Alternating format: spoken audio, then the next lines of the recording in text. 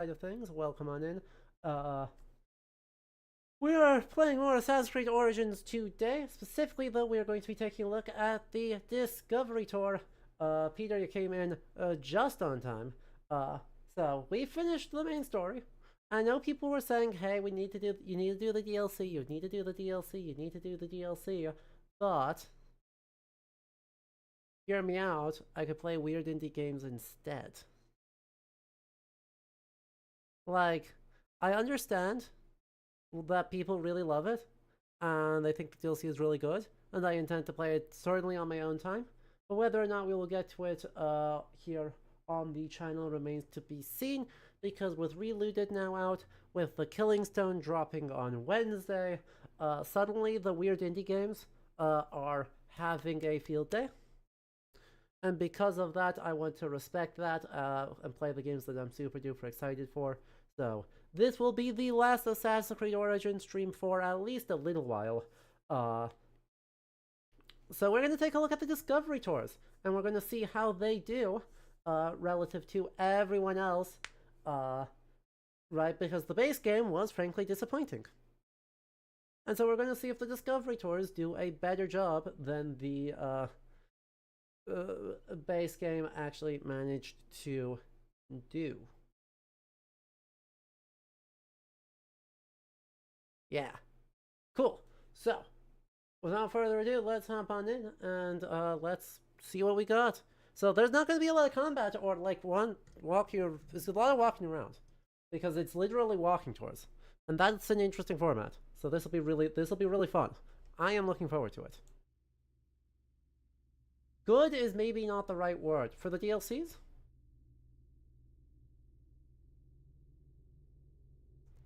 I mean, I got a lot of you gotta play it. Then again, a lot of people did say, hey, it fully embraces the magical realism, and we enjoy that, which is kind of the exact, literal, precise opposite of what we were expecting, or what we were looking for in our other games. So, that's not normally why I play Assassin's Creed games. I tend to like them best when they're very specifically grounded in their history. And so, yeah. Really? Really? We're doing this again? We're doing this again. Really?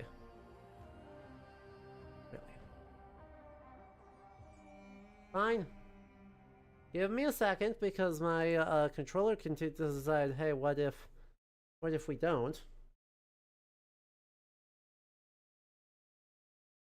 And so I need to re-add it again.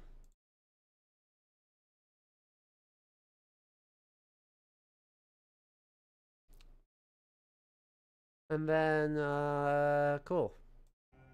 We'll try that again. Until recently, historians have assumed that there is little or no yeah.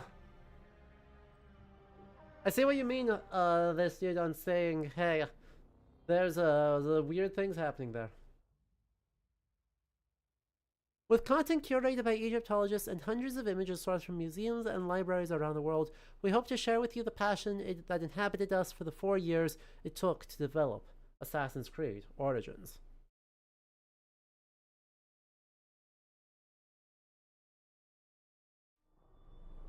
Ooh. Welcome to Discovery Tour by Assassin's Creed Ancient Egypt.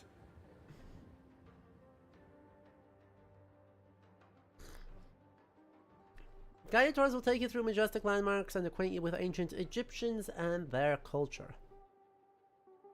Enjoy the vast panoramas of the beautiful country through the eyes of your eagle, or use an avatar to climb to the very top of the Great Pyramid. So, fascinating immediate start. It's like nature documentaries. Navigate a boat among the banks of the River Nile, or ride a horse across lush landscapes and deserts. If a view truly captures your imagination, take a picture using the photo mode and share it with your friends.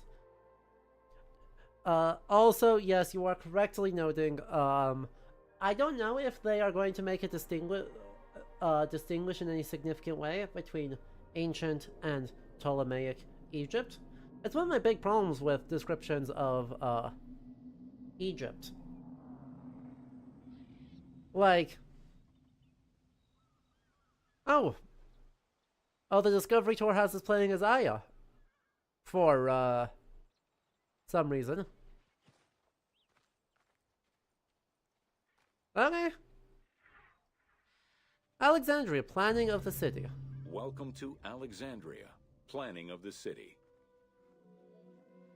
Alexander's plan to build his great city began with a verse from Homer's Odyssey. There is, in front of Egypt, in the sea with many swells, Exactly. an island called Pharos. It's so broad. Guided by these clues, And so convoluted. Alexander the Great founded his future city at the western end of the Nile Delta.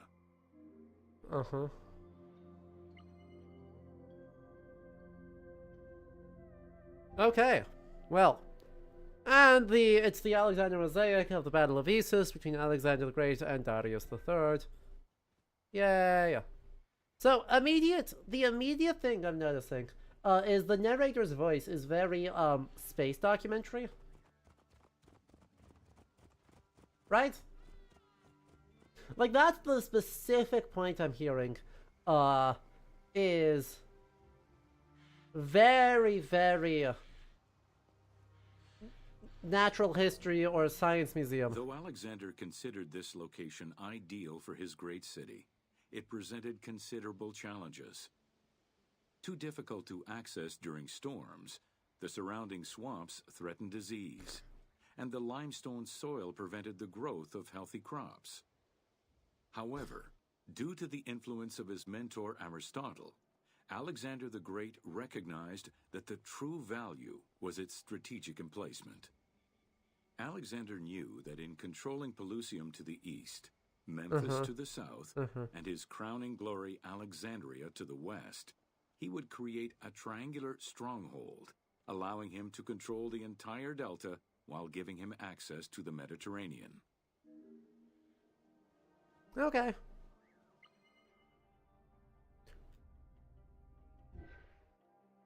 A lot of Greek interest in the Western Delta? Yeah. Yep. Does the tour give sources? No. You've never done an audio tour at a museum, but is it similar to this? It can depend wildly. In some cases, yes, absolutely it can, where you have this sort of ultra-polished narrator. In other cases, no, it's a bit different.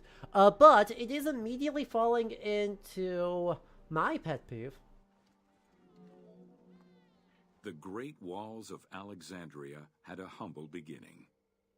Lacking chalk to outline the future city's foundations, architects were forced to use flour instead. Clouds of migrating birds swept down and ate the flour, erasing the plans. This prompted Alexander to seek guidance from the oracles, who reassured him that his future city was destined to feed a large population. So has anyone noticed what the pet peeve is? It was an impressionist exhibit on the kids' tour was narrated by Degas' young dancer, age 14. That's really funny. No sources? Nah, no sources doesn't bother me because, fun fact, it's very, very rare that museums actually get to cite their sources. Doesn't mean we don't have them.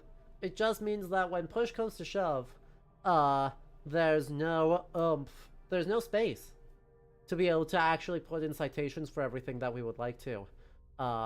So we kind of have to make do and just say, hey, trust us, we've got something. If you ask the curators, they will talk to you at length about their sources, or you can check out the catalog, where we have more things.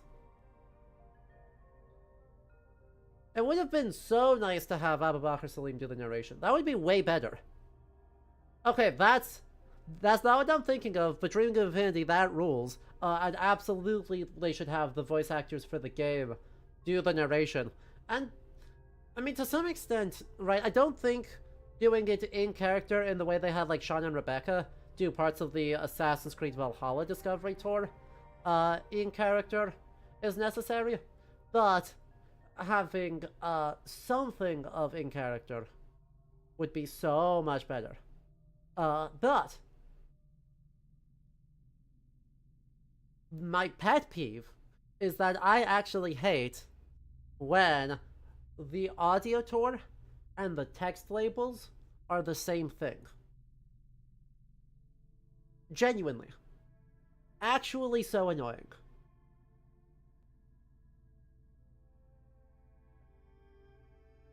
Right? They're different media. Lean into the specifics of your media. Now, if this is an intentional accessibility choice, that's different. Right? If that is an intentional choice for accessibility, and you are having a screen reader read the text labels, great, do that. If you want these to be different modes that kind of present complete things, then you treat them as two different layers of information. So that the audio tour gives you the high-level, very narrative-focused, very story-driven way of doing this. Then, the individual labels here will actually connect the object that is being highlighted into that story. In this case, apart from the, oh yes, we have birds, clouds of migrating birds, I'm not sure why we have ducks in 18th Dynasty duck mural. I'm not sure why we have an 18th century duck mural. Excavations led by Mahmud Bey al-Falaki in the 19th century revealed that the wall enclosure measured approximately 5.2 kilometers in length and 2.2 kilometers in width. It was roughly 9 meters in height.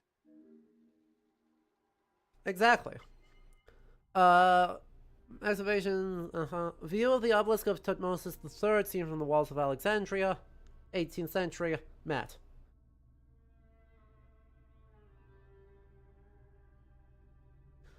Now here's the, watch this.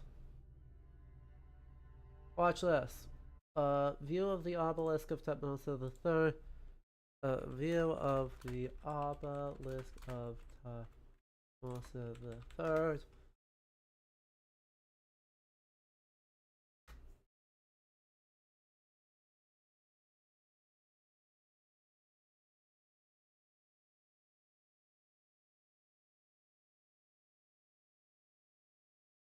Do we not have any, we don't have any actual descriptions.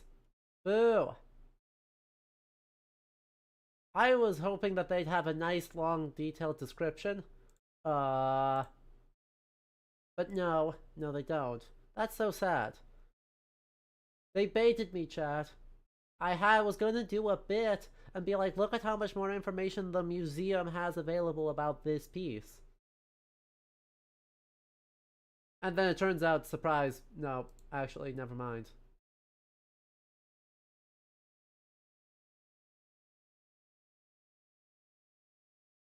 So sad.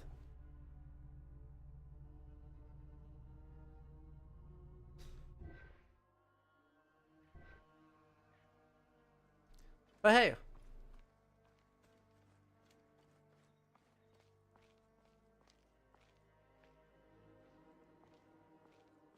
What have we got here? These formidable ancient walls would resist a number of attacks, including fending off the king of Syria in 169 BCE. It wasn't until 295 CE that they eventually fell to Roman Emperor Diocletian, and this only after 8 months of relentless assault. Oh, we're not going to talk about that?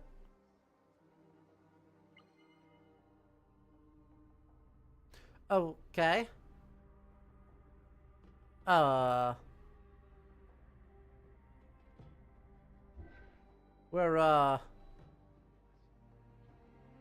That's an odd one. Why are we not... Also... Now, the other thing that's weird here is Yeah, why did Diocletian attack the city? Hey, that's an interesting question. Hey, does that imply that Alexandria was a quasi-independent stronghold within Roman Egypt? Hey, I mean, no. I'll give you a hint to the answer on that one. No, it does not.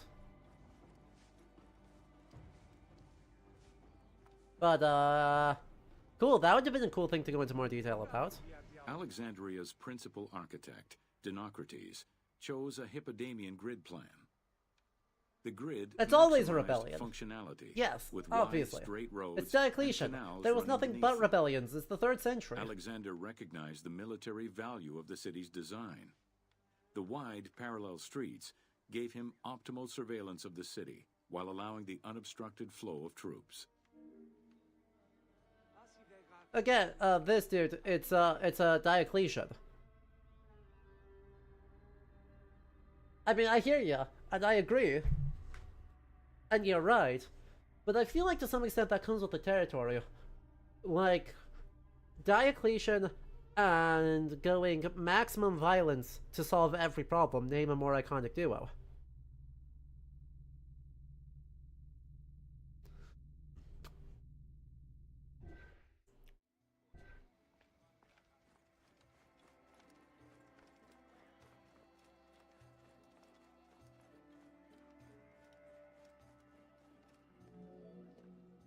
A central corridor ran from the Mediterranean's north port down to Lake Mareotis to the south. This thoroughfare acted as an unobstructed link for commercial trade and travel between the two ports. Many of the streets were bordered with grand buildings and parks, including Canopic Street, with its impressive gate bordering the eastern end. Okay. And the last one here. A Greek city. Alexandria was most likely built upon an already existing Egyptian village. Upon its completion, the Egyptians reviled the city, refusing to call it by its founder's name. Instead, they called it Raked, the building, as a mark of disdain, which was later Hellenized into Rakotis. Despite this, the name Alexandria would remain. I feel like I'm sus on that.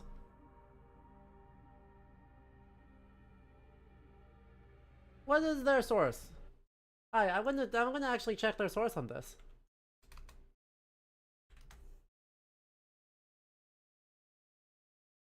I'm getting some weird vibes from that. I'm getting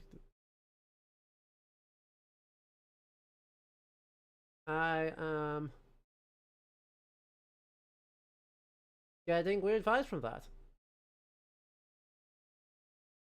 Like,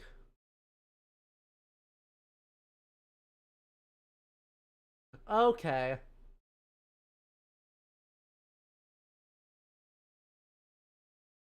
So,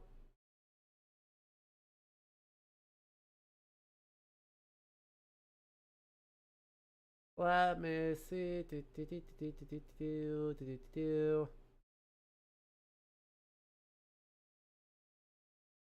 Wiki crushing a little bit, but that's fine. Rakotis was named for the northern coast of Egypt at the site of Alexandria. Classical sources suggest Rakotis was an older name for the site the city would be before the arrival of Alexander the Great. But yeah, I mean, Rakod is just construction.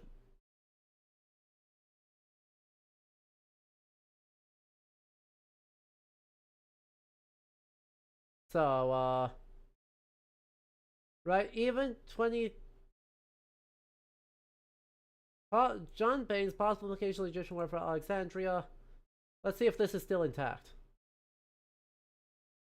Let's see if this is, Ugh.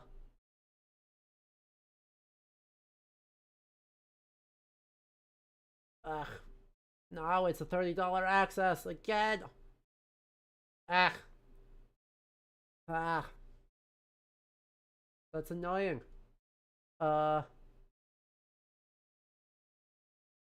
Uh-huh. So Rakotis is also the part of the city that will retain the Egyptian material. So the site that they are highlighting in the game, for Alexander the Great, the violence in the area was a major attraction to the site. Deep enough for things. Yeah. Plutarch claims Alexander is interested due to Homer, though Plutarch is probably making stuff up because it's Plutarch. You know? Uh-huh. Uh-huh.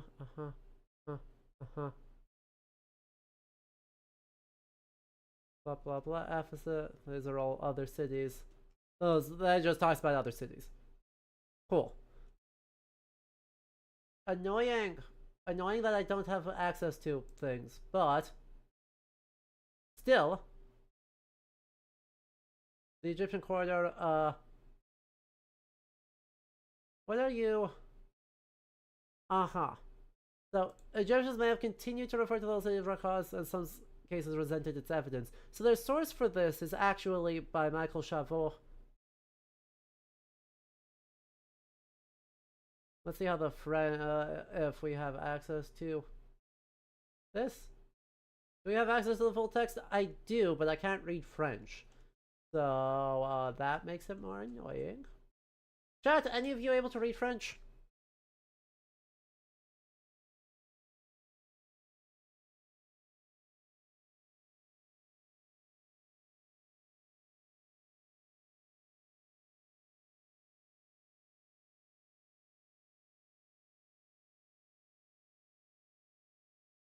Because, like, I would love if someone can, a bit.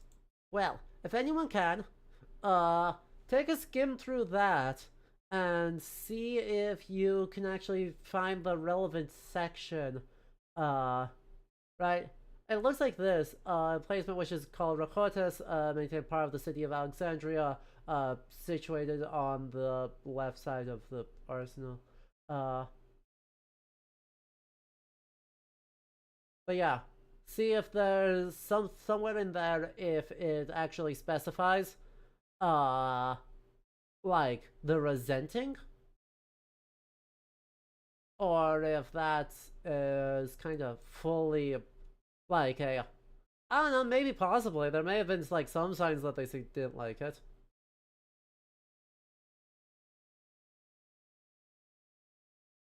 But I feel like the answer is like, I don't know, maybe possibly some people didn't like it. If you pop it in Discord, I can totally do that.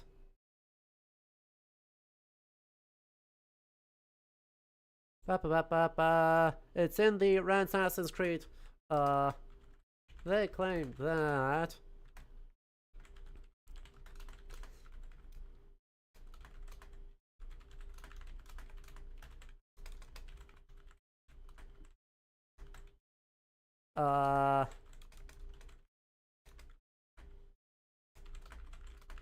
Named after Alexander.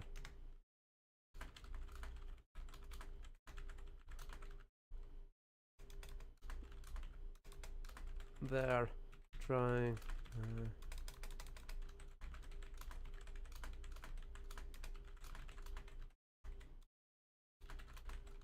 How closely they're sticking to the.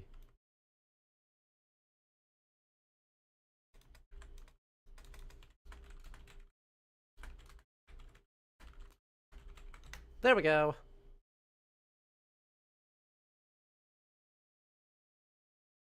Okay, it's in the Rent Assassin's Creed channel. Because where else would we put it? Where else would we put something like this? So that's right. That's just a weird claim to me, right? Sorry for that delay. Encoding overloaded. Everyone panic. Right? To me, that seems like a really, really odd exaggeration of the claim. To say, oh yeah, right. Then we have Raqad, which appears to predate Alexandria in general, being turned into a mark of disdain.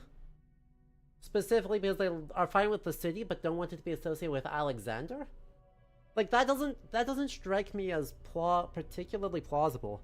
So I'm really curious to see if the source really backs up that claim, cites evidence, or if they're just kind of vibing out here, or if they even make that claim at all. Because I could see a universe where there's like I don't know, there's maybe something that kind of gestures towards this in like one line in the source, and then the game says, "Hey, I like that. Let me draw that up."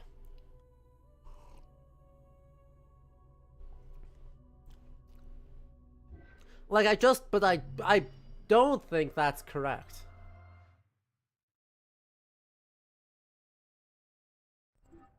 I just don't think that's correct. You know?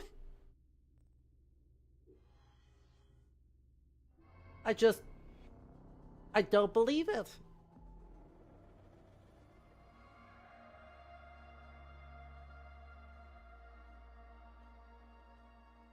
Oh well, let's see what other texts they have about Alexandria. Welcome to Introduction to Alexandria. After conquering Egypt in 331 BCE, Alexander the Great decided to build a new city, which, as per his habit, he named after himself. After his death, Alexandria quickly became the capital city of the Ptolemaic kingdom and the most important city of the Greek world. What? What? Sorry, what? What do you mean, most important city of the Greek world?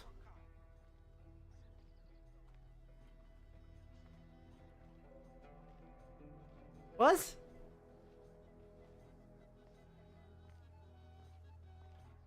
What do you...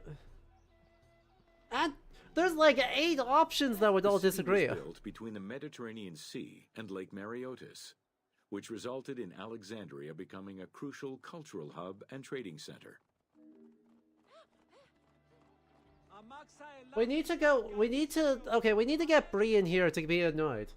Like I desperately need Bree, or Amit, or someone else in here to be like, huh?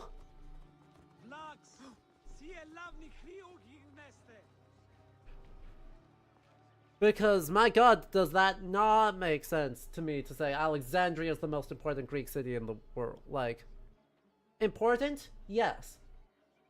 But, Kyrene, Cyprus, Athens, Antioch,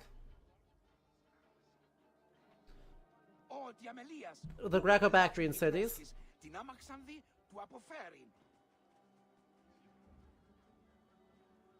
Pergamon, Ephesus. Like, there's so many, frickin' what, Syracuse? So many! Athens would have gone to war over that back in the day. You're so right. Sumptuous buildings could be seen wherever one turned their gaze. The royal palaces, the many temples, the gymnasium, lush public gardens, and large avenues. No! You can't call it gymnasium. I mean, yes, that is what the word is. But the people are gonna just think it's a gym. People are gonna hear that and they're just gonna say, oh, the gym! They're all jacked! They're all about those sick gains!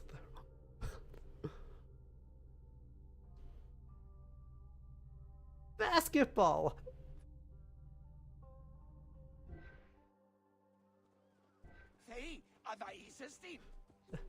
If you're going to refer to a gymnasium in the sense of, you know, the school,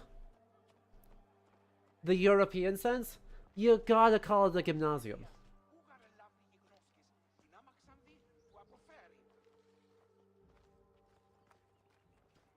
Like, you gotta use not American pronunciation.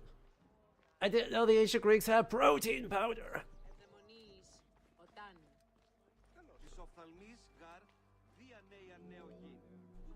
With its incomparable beauty and advantageous geographic location, Alexandria attracted foreigners, intellectuals, Plato and was traders. Plato was One of about the the most Scythians. cosmopolitan Let me be cities of very the clear. ancient world, Plato? Alexandria Absolutely surpassed about even it. Athens as the most important Greek city in history. Okay, but like, I was memeing about Athens. Okay, but like, let me be clear, I was memeing about Athens.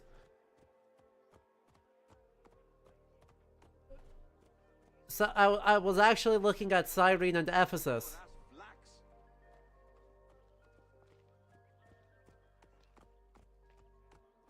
Or, Delphi. Or, you know. Is there a point in time? Also, in history is strong. Oh, and Doosan, hello, welcome on in. Thank you so much for the follow. Like, is there a... You could say, oh yes, in the reign of Ptolemy II, is Alexandria wealthier and more prominent than Athens? Yes. But that isn't what they said. They said in history. And just press X to doubt. I doubt. Egyptian obelisks were highly prized by Roman architects. While Roman design previously favored the use of a single monument, Egyptian obelisks tended to come in pairs. I mean, fine. And were generally located at the entrance of temples. Several ancient Egyptian obelisks are still in existence today, though many are spread out across the world in locations such as Paris, Rome, New York, and London. All of this shows that Alexandria was significantly influenced by the rich past of Egypt. Huh? What? Huh? Okay. I need a moment. We're going to let I'm going to process this while the ads tick on. And then we're going to come back and I'm going to break every part of this down because I'm furious.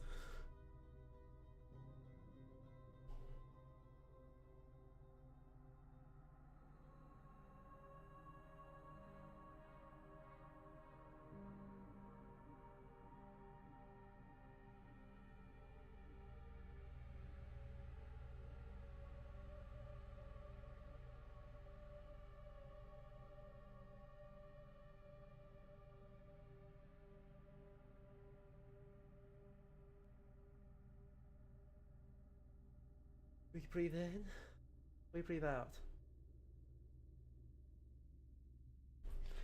Wolfie, it's not that they claimed complete nonsense, it's that it's like a total non sequitur. Okay, here we go. Let me look at this again. Obelisk, Introduction to Alexandria. Okay, so, what's their overall claim? Alexandria was significantly influenced by the rich past of Egypt. That's the claim, that's what their label is trying to do. That sentence needs to move up to the top. Actually, you know what? Screw this, you guys get free Google Docs content. Give me a second here.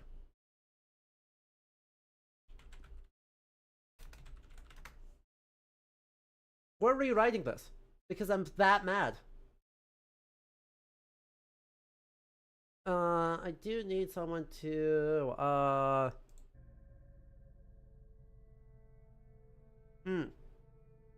need to transcribe this, real quick. I have now transcribed this. Alright. Here we go, where's my screenshots?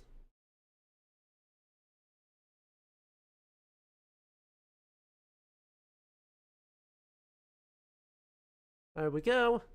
Okay, so what they wrote. Obelisks, Introduction to Alexandria, Egyptian obelisks were highly prized by Roman architects, while Roman design previously favored use of a single monument. Egyptian obelisks tended to come in pairs and were generally located at the entrance of temples. Several ancient Egyptian obelisks. Typing is hard, are still in existence today, though many are spread out across the world in locations such as Paris, Rome, New York, and London. All of this shows that Alexandria was significantly influenced by the rich past of Egypt.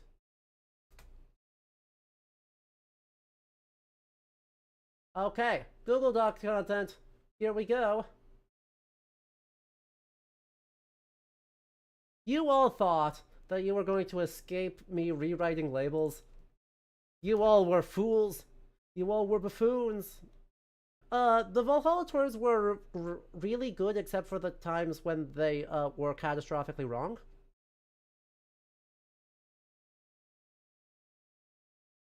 Like,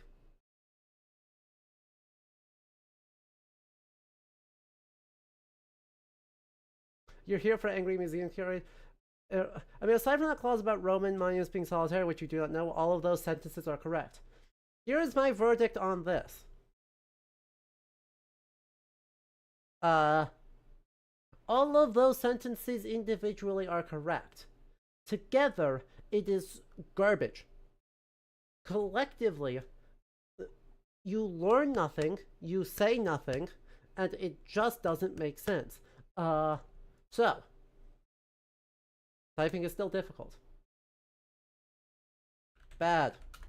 Bad, bad, bad. Illogical flow. Facts that don't connect. Your conclusion isn't supported by the previous sentences. The examples are too vague.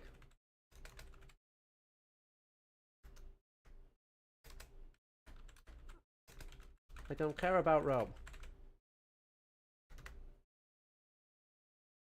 That's not true, I do care about Rome. But for the purposes of this, I don't care about Rome. Okay, so, right, what is our actual claim?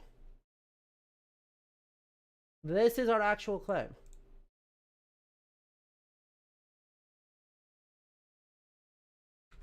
Hello? Are we doing a design diagram for the Discovery Tour? No, I am going on a furious rant for the Discovery Tour because I'm mad. You guys are getting free content because I am that mad.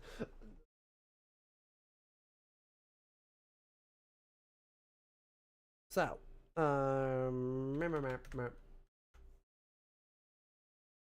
right. So I already don't love this. Like, if this is our conclusion, this is fine. I don't love it because it doesn't connect to the topic. Right? It does not connect to our topic in any substantive way. If we're talking about obelisks, well, no, we should be talking about Alexandria. So, I mean, do we have evidence of how obelisks were used in Ptolemaic Alexandria?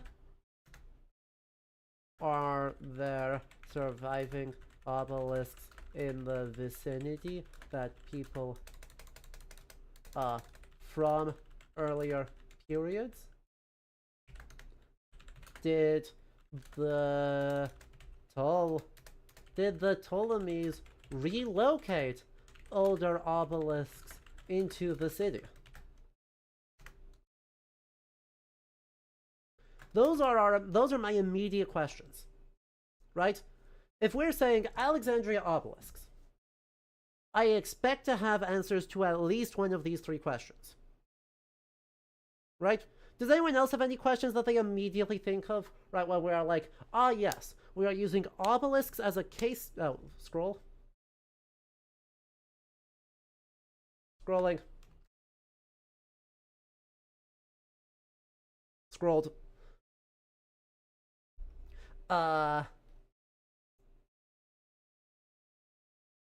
Right, so do we have evidence of how obelisks were used in Ptolemaic Alexandria? Do we know of surviving obelisks? I mean, yes, we do, because we know the obelisk of Thutmose III is nearby the walls of Alexandria, just outside the city. Did the Ptolemies actually relocate older obelisks into the city?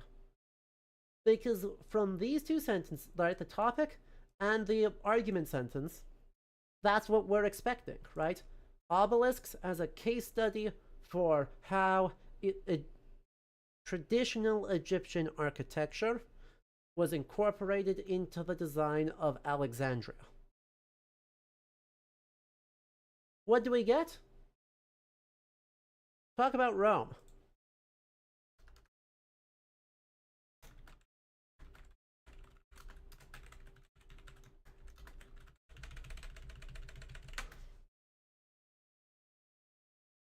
Did the Romans found Alexandria?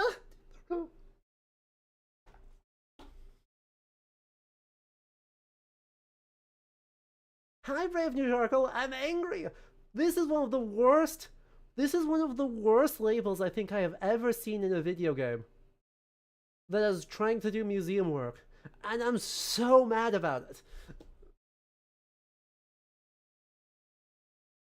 Why are we talking about Rome when they didn't fucking found the city?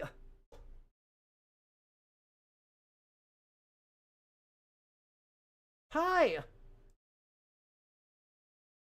I want to know what Alexander thought about obelisks.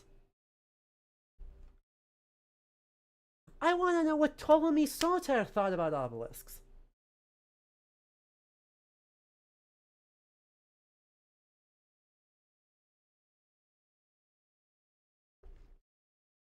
I do not care about what 1st century AD Romans thought about obelisks. They are 300 years later than I'm worried about.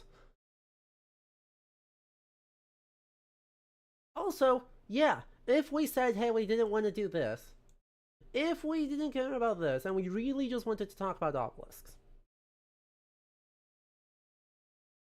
who made obelisks? First, why were obelisks a preferred shape? What's the biggest and most famous, genuinely ancient obelisk in the world? How were obelisks used? Cool. We're gonna grab... Boop. Boop. Cool. We got an answer to one. Yippee woohoo yay. We got one. Out of these 7 questions that you might be interested in exploring, some of them specifically about Alexandria's use of obelisks, some of them about obelisks in general. We came up with 7 potential things that we could talk about. This label talks about none of them, and the most egregiously offensive thing, right? Hey, we've got 2 sentences about obelisks and how they influenced Roman temple design. We've got a totally fine in isolation sentence about Egyptian obelisks today. And then we get this one. What is this? Not only it's written incredibly amateurishly. All of this shows? No. Delete that. Absolutely never have. All of this shows is 5 words of total freaking filler. Delete it. I don't want it. I don't need it. You should not use it. Just say what you mean. Say what you mean. If you're making an argument, just make the argument. But this and this do not logically flow to that.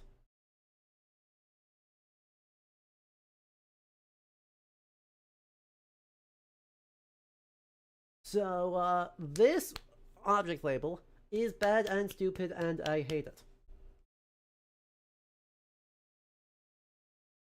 Egregious failure. Genuinely egregious failure on the part of whoever is writing these tours. Nah. Like, it doesn't even tell us... It doesn't tell us anything about any of it. I walk away knowing nothing more about obelisks. I don't know when they were created, I don't know who created them, I don't know why they were popular, I don't know how many were created, I don't know how they were used in Alexandria. I know that the Romans liked them. I know that that Napoleon liked them, based on inference from the sentence that they're found in Paris. And I know that they think Alexandria was influenced by traditional Egyptian designs. Alexandria had several main streets. Its most famous artery was the Canopic Way. It was lined with sumptuous buildings, houses, and temples, and was roughly 8 kilometers in length. This street was one of the most important shipping entrances to Alexandria, and often hosted processions and festivals. In previous things, they've called it Canopic Street. But I'm okay with them changing that. Canopic Way sounds a lot better. And this is where, like, the processions for Dionysos, right, that the Ptolemies did, would run right through the center of the city here. So, that's cool. You think you find where they're getting the idea that Egyptians resented the name Alexandria and called the place Rakod, right, Rakod, as a form of resistance, I guess? Cool. The width of the street, 30 meters, was abnormally large even by Greek standards. This is likely because the Canopic Way was made in a short span of time and based on an urban plan, as opposed to being slowly built over time, as was usual for the era.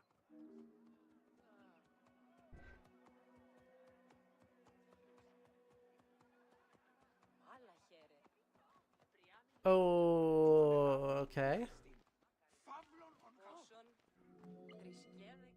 The width of the street, 30 meters, was abnormally large even by Greek standards.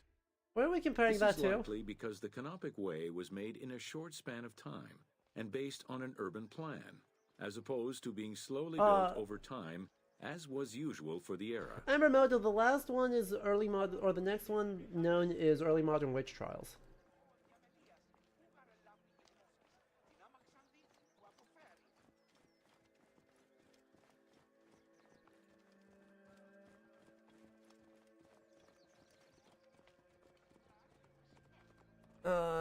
But yeah, I mean, this is right. They have improved their writing Discovery Tour stuff since 2017, right? This is 2017. They've improved a lot since then, even if Shadows was worse than Mirage on like every metric. Right. Let me be clear. Shadows was worse than Mirage. Has the best Discovery Tour type content in the franchise, and it's not very close.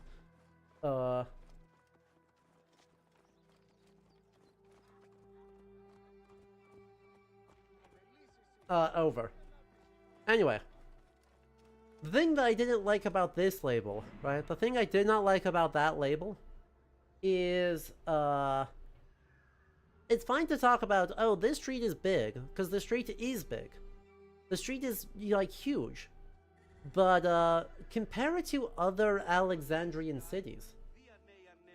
Like, we've got so many cities founded by Alexander the Great.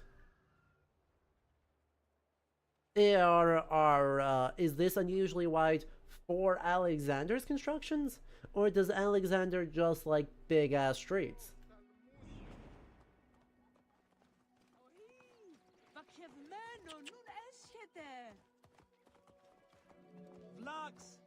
The Canopic Way originated in the Western Cemetery. Don't say gymnasium. Skirted the gymnasium. God damn and it! Then exited the city to head east through massive doorways towards Canopus. This structure was known as the Canopic Door.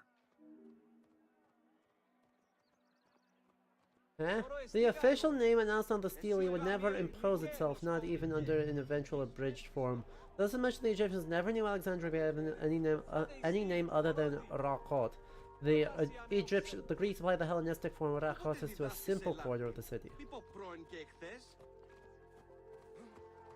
Okay. Oh, was that the last one? Wait, was that the last one for the tour?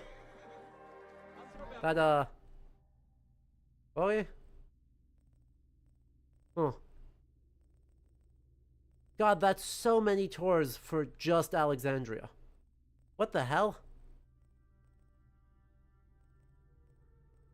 What do you mean there's 14 unique tours for Alexandria alone? What?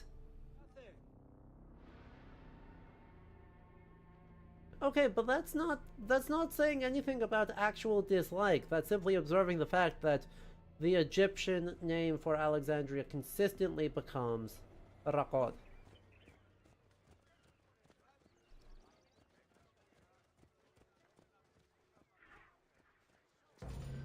Welcome to Alexandria. Oh, sorry, we have a different voice? voice? Alexandria were a major commercial hub, effectively connecting Egypt with the Mediterranean regions and beyond. A tremendous amount of materials and goods flowed through the city on a daily basis. The large port market was called the Emporion. It was there that merchandise was traded by the ship owners, called Nakliros. Man, give us nothing, narrator. Give us genuinely nothing on it. No emotion whatsoever. Food and other artisan work streamed out of Egypt. Ceramics, glass, golden rings, and minted coinage. The local potters, using traditional Egyptian techniques, competed with those from abroad, and the textile industry flourished. Yeah. What Egypt did not produce itself was acquired through trade, using local resources such as wheat and papyrus. Most sought after was pine wood from Syria, iron and marble from the Greek islands, gold from Spain, and exotic fruits from Europe. All this commercial activity contributed to the already decadent wealth of the city. We're not going to talk about India? We're not going to talk about the Ptolemies trying to import stuff from as far away as India? We're not going to talk about the procession of Ptolemy II, which had elephants. There's so many good examples that they could draw on here. Also, Peter, you got my other nitpick with this. The other absolutely rancid vibe coming off of this is the fact that the artifact that they're pairing this with is from the 18th dynasty. 1,500 years before Alexandria was founded.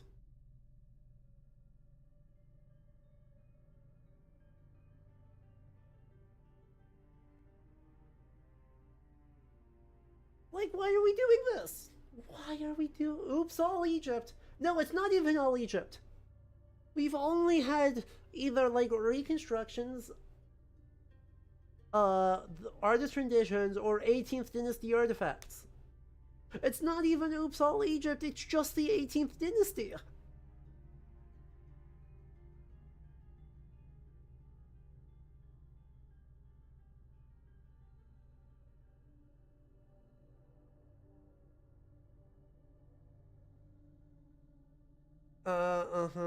Pergamon was also, Seleucia. Look, we gotta, if Amid and Bree are here, either of them are here, we're getting on a call, and we're suffering together.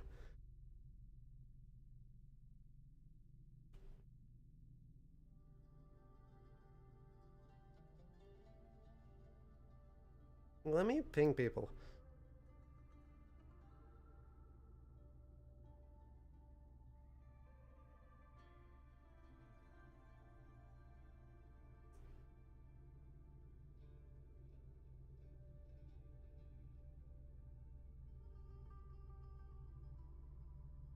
Is Bree even awake? Bree has a terrible sleep schedule. So... hopefully not. But, look, there's always a hope.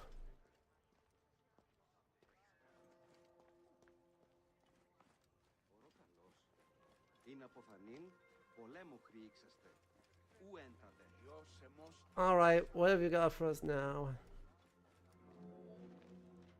The wood imported to Port Mareotis through Alexandria's seaward ports was used in the nearby shipyards, where most of Egypt's ships were built. Employing going tens to of thousands of talk about the shipbuilders, ships? shipyards contributed to establishing the Egyptian fleet No? as one of the mightiest of the era. Any wood not used in shipbuilding was further disseminated through Egypt for various purposes.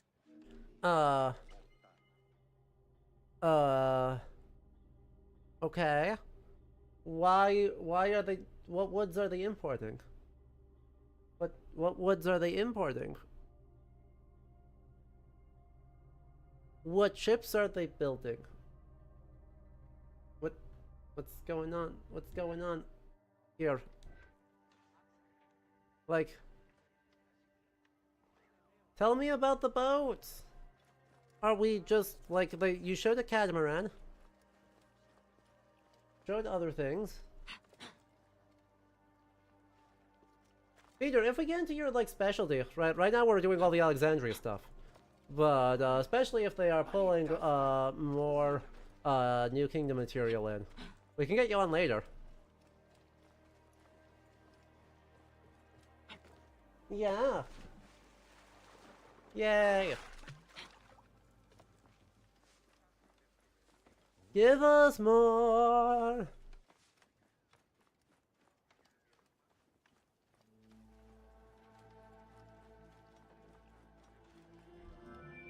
Give us anything. The southern port of Lake Mareotis was the biggest in Alexandria. Save for a branch angling westward, the lake's size in the Ptolemaic era was roughly 40 to 50 kilometers from north to south. Its waters were maintained by a steady runoff from the Nile. In addition to the lake, a man-made canal was created This is a to text-to-speech. assist in the transfer of goods from the city to the port using Wait, this isn't barges, even a voice actor. though it is not represented in the game due to its size. Wait, this is genuinely just a text-to-speech. The other voice I wasn't sure, but this one, the, Lake Mareotis was 40 to 50 kilometers from north to south. Is, not how any human is going to say that sentence. Hi? Oh, yes? Hi? Are you feeling that I'm in suffering? Or are you just needy? Are you just needy? He's just needy. Extremely cheap.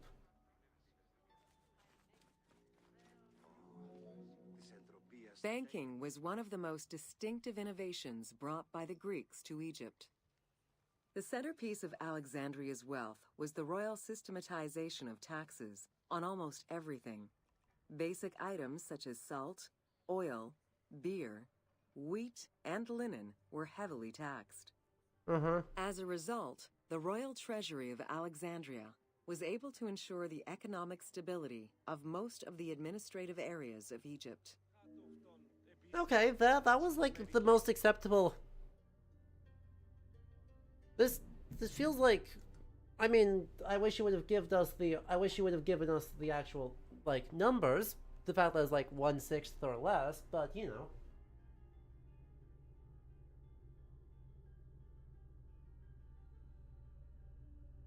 Right? But yeah. This is fine. This is fine. No, you're in jail. Hey, let me love you. We love you. Stop wiggling. Mwah.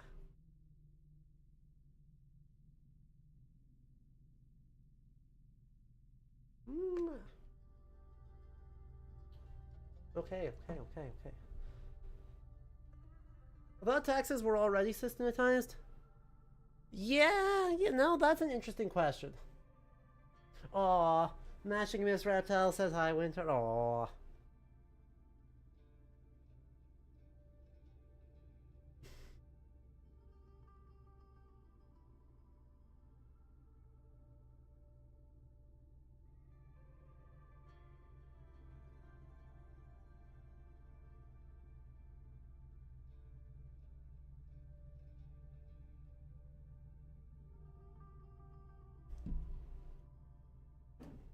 Anyway, yeah. Hmm.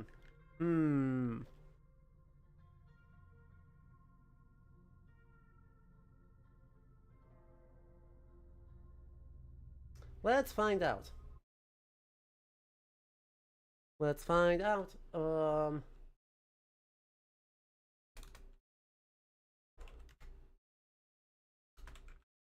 Economy Egypt.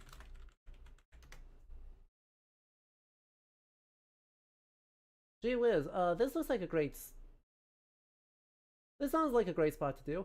Paper examines the relationship between accounting association and draws and translate. Examine accounting practices in various stages of the time.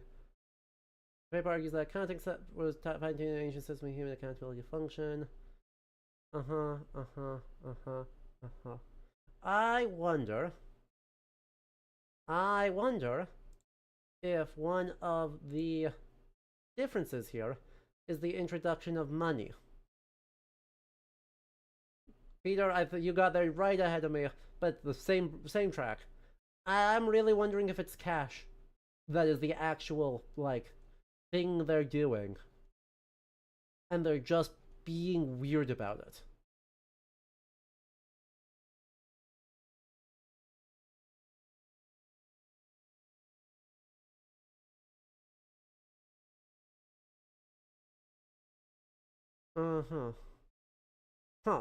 Turns out the first kings of Egypt are the business and 190 foreign imports prevented against sailors, especially Greeks, placed a guard at this place in the mission present.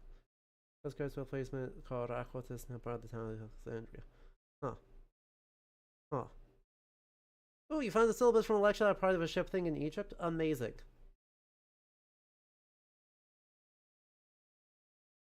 But yeah. Ouch. Table of contents. Yeah. Okay, this is far too complex, but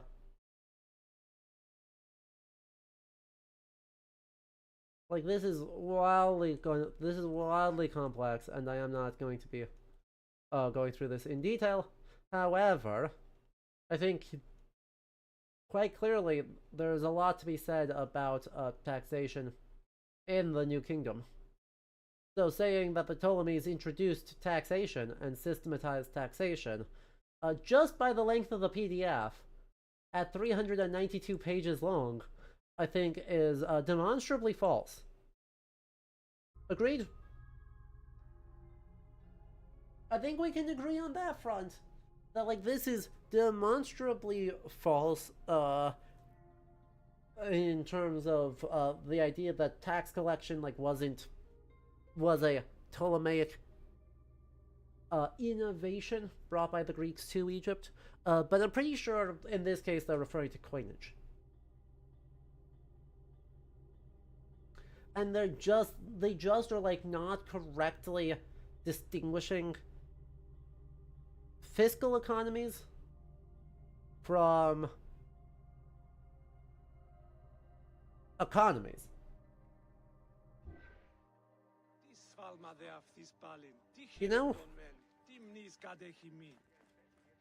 You just pay the tax as a... Though, even in the game... Wait, hang on. Even in the game, in the whole fighting section where they're talking about all these egregious taxes, the taxes were all being collected in kind. They weren't being collected in drachmae.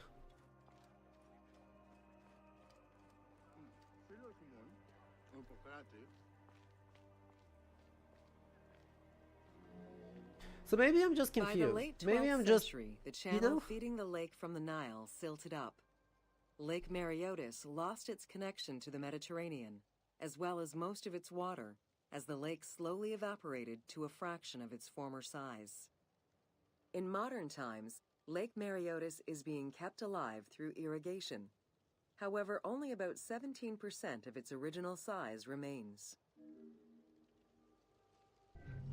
Well, that one was fine. It's a depressing note to end on, but I also don't mind that.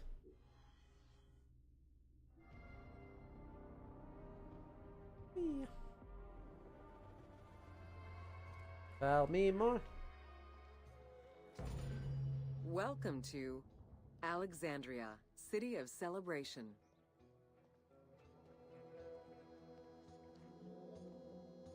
Like most Greek cities, Alexandria offered multiple forms of entertainment. Most were related to cults, religious practices, and the festivities surrounding those practices. Among those festivities, the most important ones were the dynastic celebrations, instituted in honor of the deified Ptolemaic kings and Okay, we queens. acknowledged it. We acknowledged it. These celebrations could go on for many days and Okay. included sacrifices, We got the procession, offerings, chat. processions, and public banquets. We got the procession. Wrestlers. Such athletes would appear during the Ptolemaic, the Royal Games. We got... They mentioned... Okay, now mention the specific one. Okay, now... You got one. Give me the other one. Games and competitions were organized whenever possible in locations such as the stadium, the hippodrome, and the gymnasium. The residents of Alexandria favored such events where athletes, poets, and musicians from Egypt and other cities of the Greek world competed. So, question. Regardless of how good the information is, many forms of entertainment, like cults, is a hell of a phrase. True. True. I am right there with you of being like, I don't know about that. I don't feel super comfortable about saying that religious practices were seen by the masses as entertainment. Alex, I'm going to have no voice by the end of this because I'm going to be raging so much.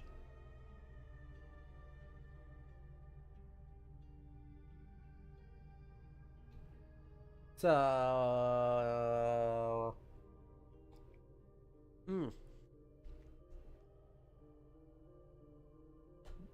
The fury is very present.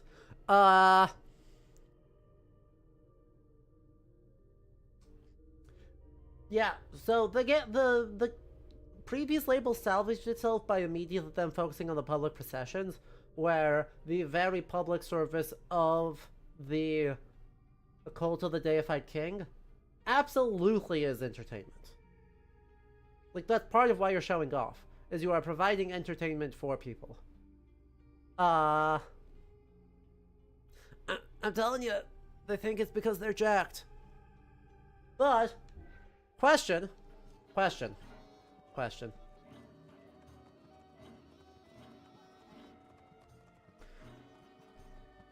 Why is this entry about games and competitions focusing on this random tiny group of musicians?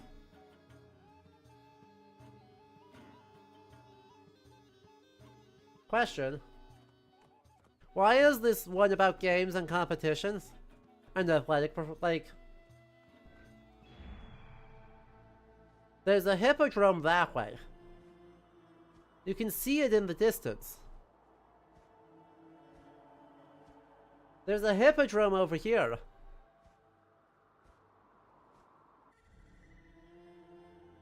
There it is. So why are we over here? Why are we over here? They're practicing for the halftime show. Understandable, have a nice day.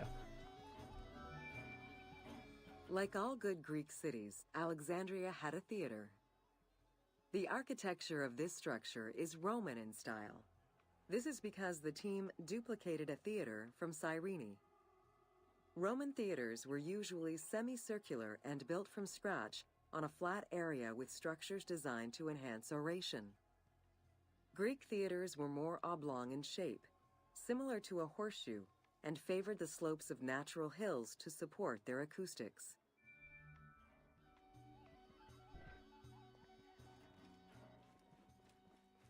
I mean, fine. Using a Kyrenian one is fine.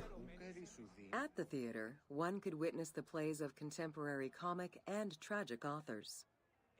The play you are witnessing below is Menander's Dyskalos, more commonly known as the Grouch, a late and popular entry in the Greek comedies. Uh-huh. Yeah. They did use a Roman theater, yes. That is exactly what they did. It's fine. It's actually fine, I'm not worried about it. You do that all the time, but yes. They did specifically use a Roman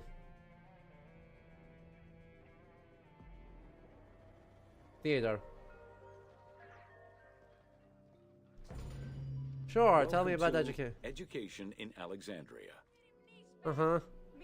The education of young Alexandrians did not differ from the one generally dispensed elsewhere in ancient Greece. Standing there. At the age of 7, the child was taken in charge by a tutor, who then became responsible for instilling an elementary education as well as good moral principles.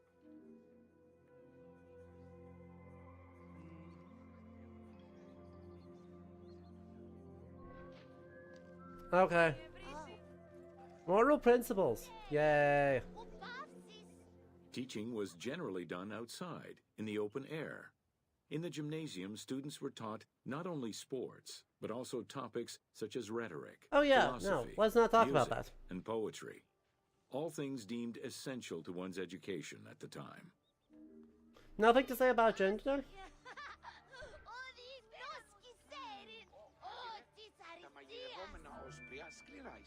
Here, both girls and boys are shown attending a class given by one of the rhetoricians of the era.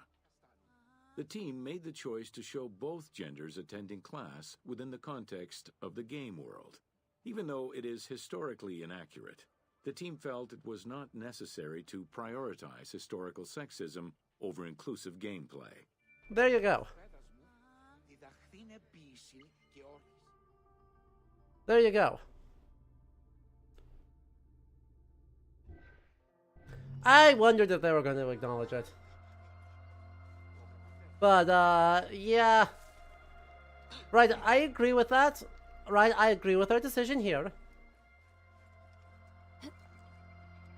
But, them saying it's historically inaccurate, does kind of have, notes, like consequences, thoughts.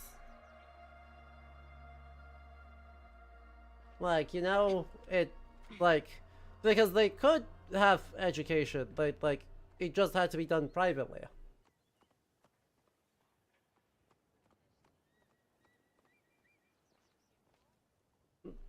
Right, usually done in context of training in other projects, both mercantile, and, you know, sewing, weaving, etc. Welcome to the Islands of Pharis. Also, who, where, and when, exactly. The Heptastadion was a bridge-like causeway connecting the island of Pharis to mainland Alexandria. Its name is based on the Greek terms of measurement, hepta meaning 7, Pharis. and stadion, which is a measure of length of roughly 180 meters.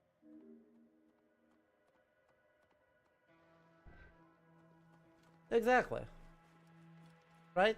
We get Hypatia in Alexandria.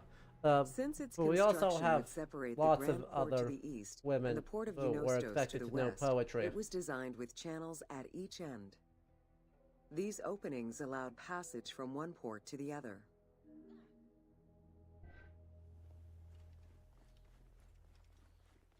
Yay! Along with creating separate harbors for the commercial and military shipping, the causeway served as a main aqueduct for the island's inhabitants. Its presence also helped protect the island and its ports from rough wind and sea currents. At the end of antiquity, the Heptastadion disappeared under layers of silt and soil, which formed an important sedimentary deposit. Cool.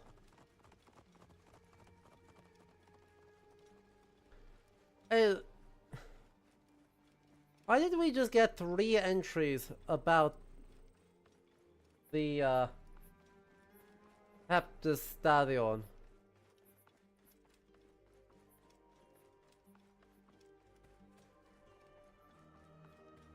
And not a single mention of, like, Strabo's description of the city, which talks about it. While the Serapion was the most celebrated of the temples in Alexandria, many other temples were built within the city. Most of these structures have been completely erased over time, and there is no way to discern how many existed. However, research of ancient papyri offered tantalizing hints as to the possible location of at least some of the temples. Are you going to show me one of those papyri? Or are you going to show me a,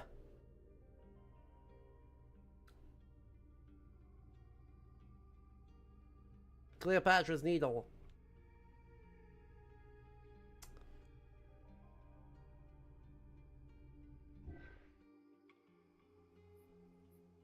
Who is the goddess here? That's a good question.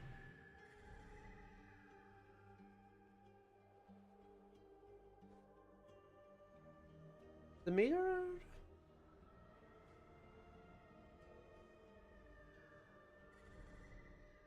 I mean, it has a cornucopia. So...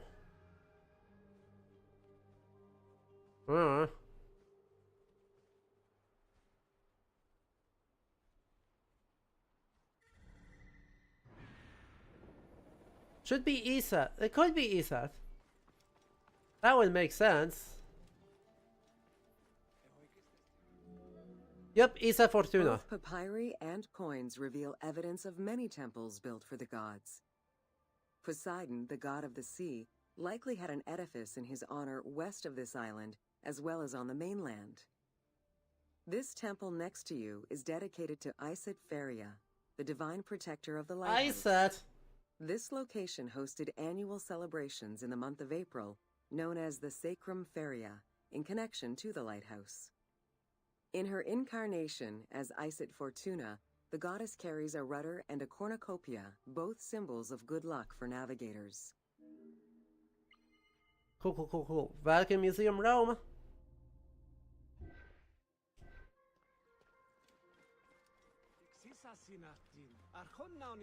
Iset Feria. Absolutely nails on chalkboard levels of pain. Ah, love that for us. Considered one of the 7 wonders of the ancient world, the Lighthouse of Alexandria was a source of great pride for the inhabitants of the city. Construction began under Ptolemy I's reign and lasted 15 years. It was completed during his son's rule. Once completed, the lighthouse was dedicated to the gods for the salvation of those who sail the sea. I'm going to notice that this label, where it previously said Esat Feria, now it says Isis Feria. Are you gonna pick one? I assume there's gonna be more information on which gods in a different tour. Built on the island of Pharos, the stone structure was 3 tiers set on top of one another in a step formation. Presumably the Serapion The tour second floor is consisted going to talk of an about that. octagonal tower, and the I top hope. floor was a I would cylindrical assume tower it doesn't. topped Would make by a sense statue. if they did. The interior provided space for staff rooms and a ramp which allowed the transport of fuel to the upper floors.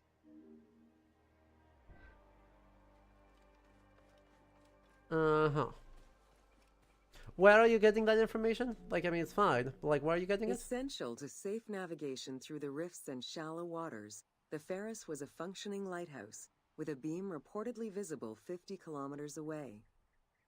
It's unclear what kind of fuel was used or how much. Any other details of how the light worked remain a mystery. Alexandria Lighthouse. Image Bibliothèque Nationale Française.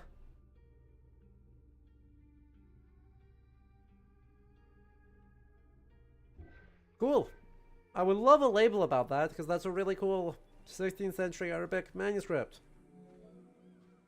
For several centuries, the Pharos was one of the highest monuments ever built by man.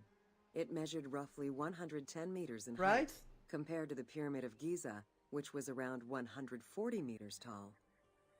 Gradually, the structure was eroded by earthquakes and then completely destroyed in 1480 CE, when a fort was built over it. Archaeological excavations on the seabed have uncovered many blocks from the ancient building. Oh yeah. Absolutely. You know. Them non-functioning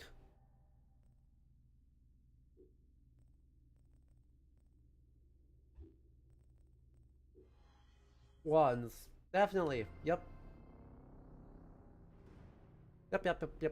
Yep.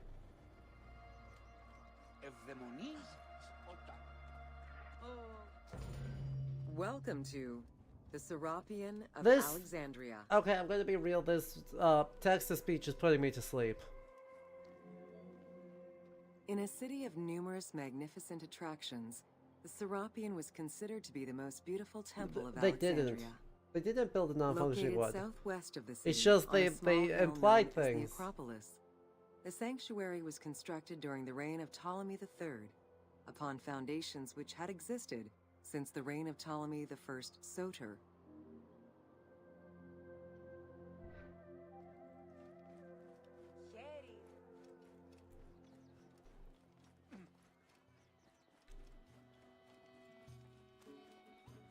Nah.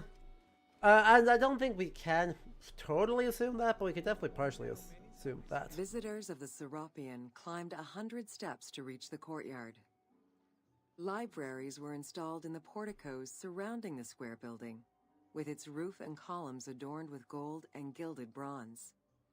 Pharaohs were generous to the temple, as were several Roman emperors after Egypt's conquest. An inner temple housed the statue of Serapis, dedicated to healing the sick. Okay, that was fine. It's fun that it's a bilingual. It's fun that this is a bilingual inscription, though.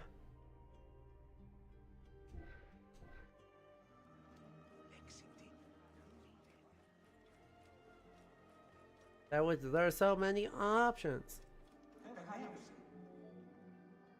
Since the 26th dynasty, Greeks in Egypt had gradually integrated the Egyptian cult of the Apis bull to their own rituals. With the establishment of the Ptolemaic dynasty, the cult of Apis was further integrated into Greek religion. During his rule, Ptolemy I chose to merge Egyptian and Hellenic gods into a syncretic divinity named Serapis. This name was the result of the amalgamation of Osiris and Apis.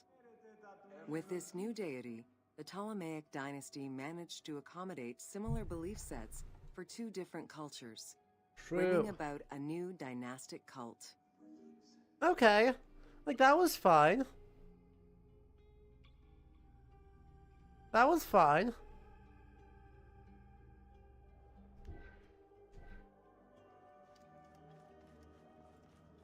The skip to the end of the French paper mentions something about revolts around the reign of Ptolemy VIII. Same time, more conciliatory efforts between Greeks and Egyptians, something about Egyptians of whatever origin, inventing legends about the city's founding. Getting the vibe that there was some resentment, but also wasn't. Also, you know, that may just be tied to how angry people were at any given point about the Ptolemies. Because, like, that is Ptolemy VIII. He wasn't exactly well liked for reasons that had nothing to do with Serapis was also associated to other deities, including being tied to Asclepius, Alexander. a Greek god of healing. It is possible. Hades as is with in the the mix. Serapis Temple of Canopus, the sick Brandon would Charcoal, visit this that is sanctuary, Cerberus.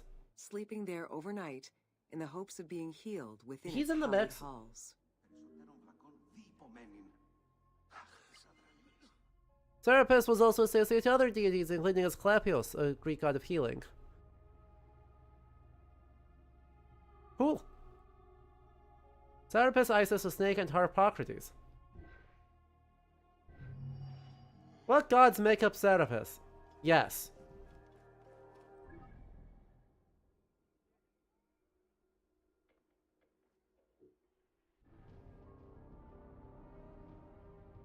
All of them, and then some. Gods they didn't even know were gods. Wouldn't it be cool if Alexander was secretly Egyptian? Wouldn't it be cool if Alexander was secretly Bactrian?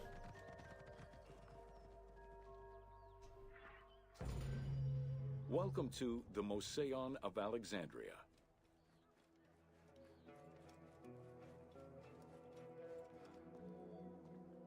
The Mosaeon was a sector of the city commissioned by Ptolemy I to rival Athens' Academy as an institute of intellectual pursuit. Dedicated to the 9 inspiring muses, the Mosaeon became a great center for philosophical and scientific enlightenment. It welcomed scholars from many kingdoms, inviting them to share knowledge in literature, science, and geography. Love the dude glitching out. Hey, I wish that was me. Just, if I glitched out, I don't have to listen to this. The Mosaeon was designed so that its buildings and grounds would accommodate free thinking, debate, and presentation. Meeting spaces and theaters surrounded a main courtyard. Expansive gardens were filled with exotic plants that aided in the study and supply of herbs and medicines. A zoo offered the study of animal behavior and physiology. Also among the Mosaeon's many star attractions was its astronomical observatory. Okay, like that's fine. I wish they would mention what sources that came in, but I'm not going to get too mad about that. Herophilus was a physician who lived like, most of his life sometimes in you can't do Alexandria. that. He was able to perform the dissection of human cadavers on a large scale due to the permissiveness of the city in such matters. Among many other discoveries, he learned that the brain was central to the human nervous system. He also extensively mapped the blood system and measured the pulse with the aid of a water clock. It is reported that in his thirst to understand human anatomy, he performed 600 vivisections on live prisoners. Okay, when was he alive? Well, like when was he alive? When was he alive? Circa 300. Nope, that's just a water clock. Okay, but like you could specify when he was alive. I don't know. Y'all enjoying that,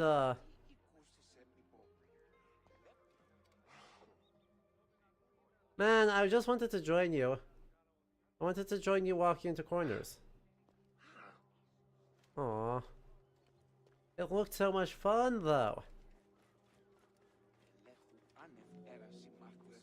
In order to be free to pursue their research, 3rd century scholars BC. were fed and housed at the Mosaeon at the government's Vivisections expense. get less This freedom cool provided Alexandrian later. scholars a meeting space So, for intellectual pursuits and a haven for spiritual peace.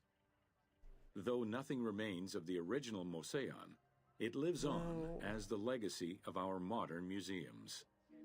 No, it doesn't. The Mosaeon has nothing to... Okay, it has something to do with the word museum. It's cognate to the word museum. Oh. Okay. No, have a good one, chat. I'm tired. I'm too tired for this.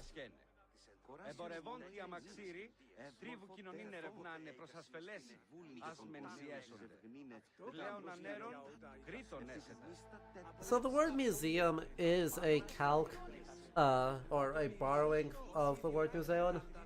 But the two actually have like nothing to do with each other, and any implication that the one is in some way meaningfully connected to the other is just, it's indefensible. Genuinely indefensible. Like,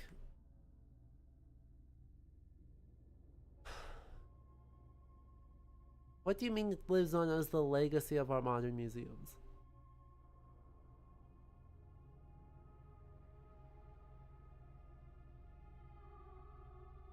Ay, ay, ay. I don't even know where to start. Right? So, I mean, there are...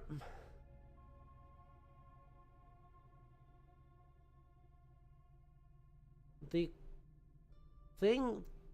direct ancestor that the modern museum owes much more of a legacy to is the Cabinet of Curiosities.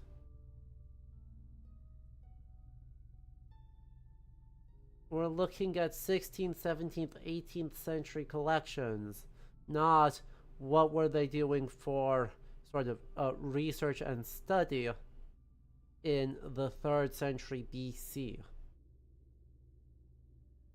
It's not even close. The only meaningful point of comparison is the name itself.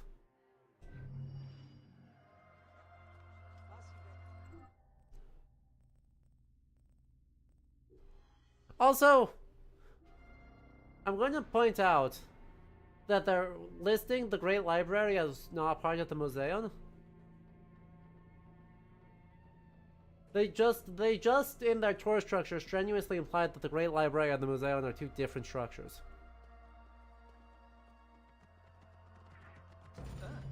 Welcome to the Great Library of Alexandria. Near the district of royal palaces and within the museum. Oh good, they did specify that that's within the museum. Cool, that's fine. The Library of Alexandria was built to house all of human knowledge. Well. At its pinnacle, the library was believed to contain over 700,000 parchments. Uh-huh.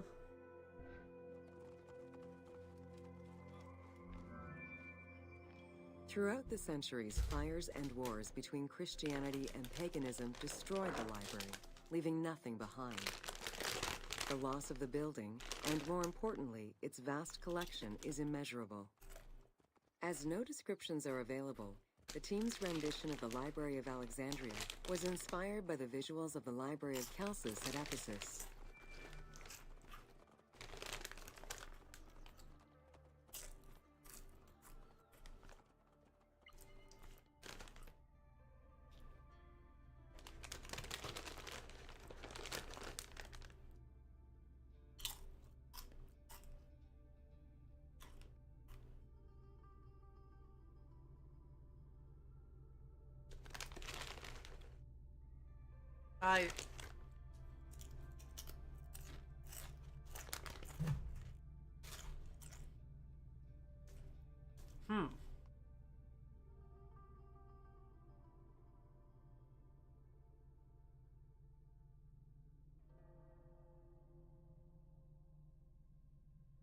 Why? What do we mean by wars between Christianity and paganism?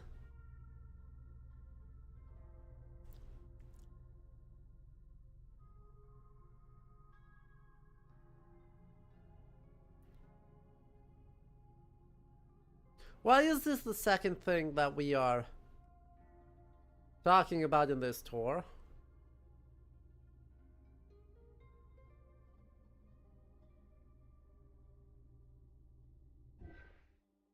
Like,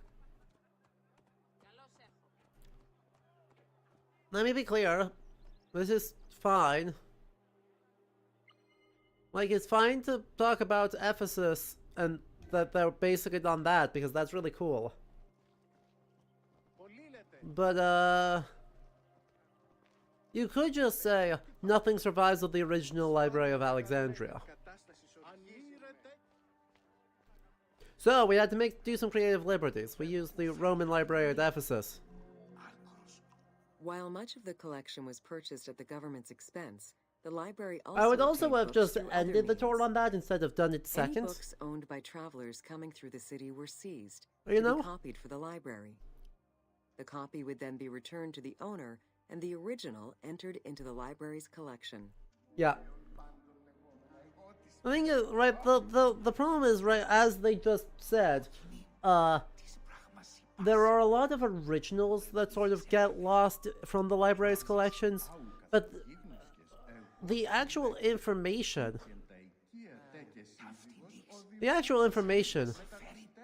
not a problem.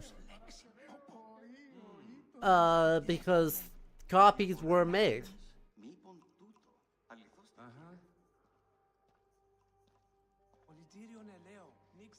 Copies were made.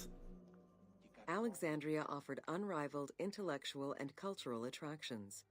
Eminent scholars from Athens, Rhodes, and other Greek centers traveled to the city to learn and engage with other free thinkers. Both the Mouseion and the library were at the center of groundbreaking ideas and creative expression. Did Christianity even have anything to do with the library being destroyed? There is at least one major fire in the 5th century AD that is associated with Christian communities attacking it. So, the great minds of antiquity were usually well versed in many disciplines, which were often associated to specific schools of thought. The Peripatetics, the Stoics, and the Cynics were among the most well-known schools of the time. It is clear that Alexandria lived up to its fundamental role as a city for intellectuals, nurturing many great minds whose impact reverberates through our modern world.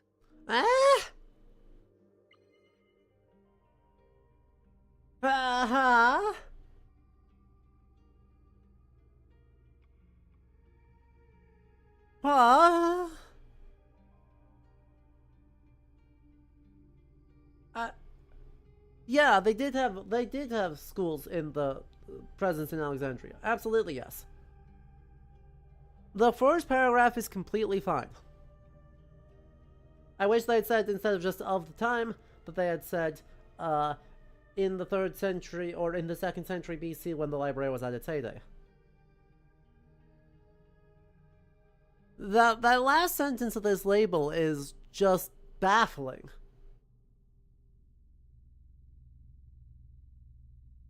What do you mean fundamental? The Ptolemies did not conceptualize Alexandria as this city. They did not conceptualize the library as being primarily for that. I don't know why we're asserting that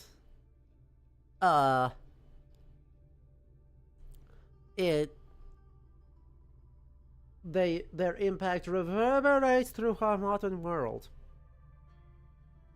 I don't know why we're asserting that. I don't know why we need to assert that. The Mouseion is allowed to be interesting in its own right. Guys,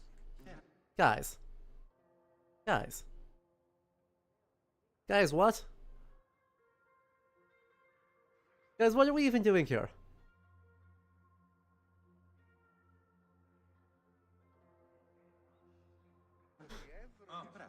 Bro.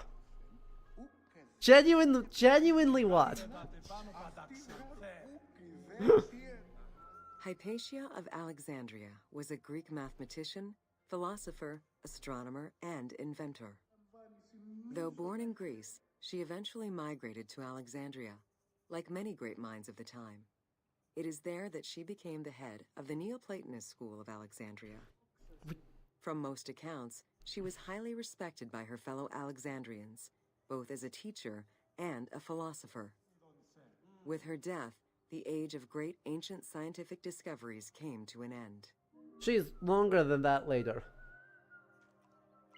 She's up 350 to 415 AD. No, that's a change. We'll see if Room You Can't Show on Stream is still somewhere in the city here.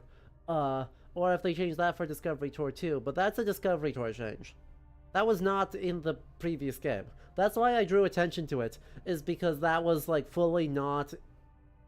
That was like fully not how it had been last time we were here during the base game. They added that in to presumably make it school safe. Oh, there's a couple... Whenever there's a brothel in-game, they, have incredibly sexually explicit frescoes on the walls. And I walked into it in, the Fayum while, grinding off-camera. I was like, oh, Jesus, thank God I walked into this off-camera instead of on-camera, because, Yeah, I think they were a little bit conservative on this one, and then realized that's ridiculous.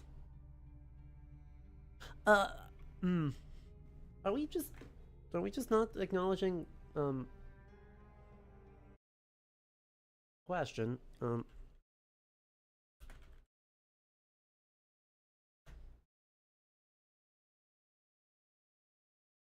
why, we're just not going to, we're just not going to mention how Hypatia died, though?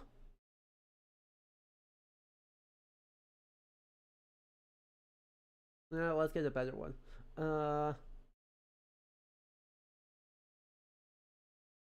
We're just not going to mention this? We're not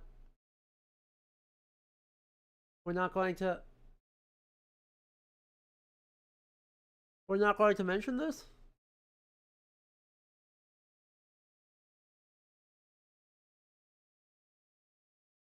We're just gonna say that she died.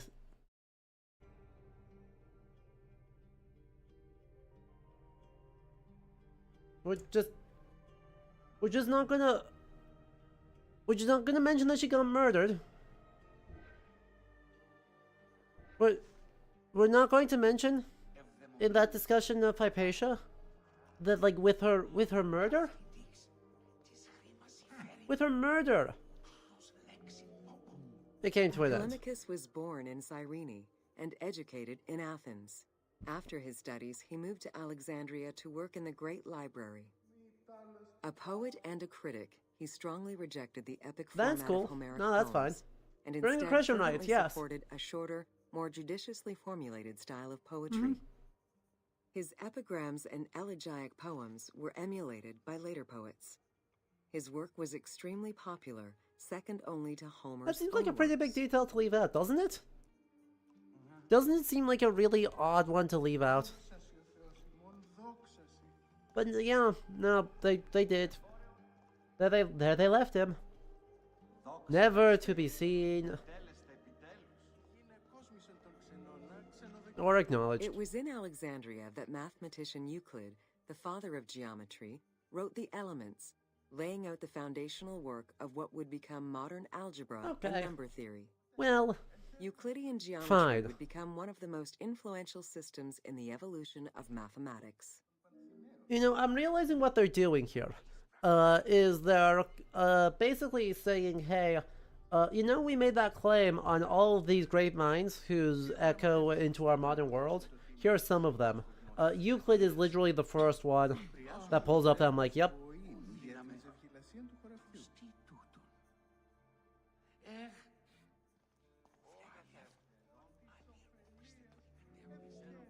Aristophanes. How do you calculate the circumference of the Earth? With a camel, You know, two I sticks, I and will shadows accept cast by this the framing. sun. I will This is accept what this as an Eratosthenes okay. of I take Cyrene back my previous described in his criticism. principal work, This Geography, functions. while he was director of the Great Library It's of not Alexandria. incredible, but it He is credited for the functions. invention of the armillary spear around 250 BCE. Oh, we're just not going to mention what the armillary sphere is? We're just not going to do that? We're just not going to do that. Okay. That's fine. The earliest known and most fine. complete armillary Be sphere that of way. antiquity was the Meteoroscopion of Alexandria, with an imposing 9 rings compared to the 3 or 4 of most that other way. astrolabes.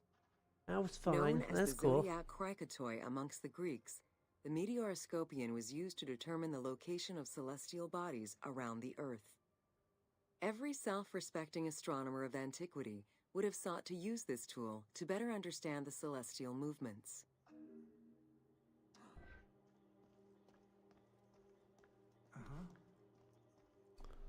No, I accept that. And Pythagoras. Pythagoras of Samos was a well-known and respected philosopher and mathematician. He is best known for the Pythagorean theorem. However, there is Stop. proof that the theorem existed in Babylonia and India long before Pythagoras was born, No, casting some stop. doubts as to who exactly originated the theorem. Okay, hold. Anyone, there's a big problem here. I renew my criticisms. I renew my criticisms. Άγιο, ταμεία, προς την τράπεζα. Εξοφληθήτω το γραμματείο. Δάνειον της βάσταχτων παρευεσθένους έλαβαν. Καλώς πράτο. Παύλοι πάντες η συγκάρ. He's way before Alexandria.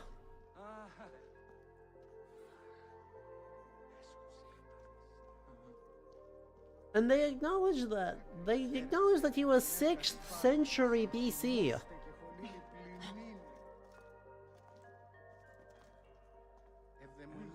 In the label.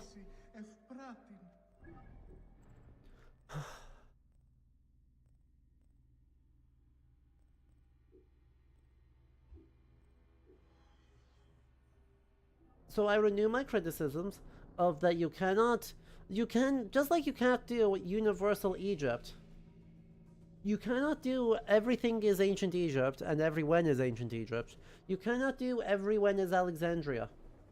Just because Pythagoras was collected at the library does not really justify you saying that the library is, that Pythagoras is one of the famous people that makes the library important.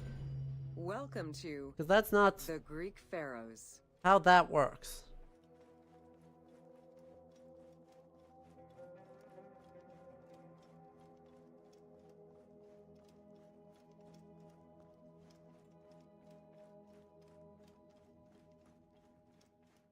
I'm so excited to be here. Pharaohs were considered divine incarnations of the gods.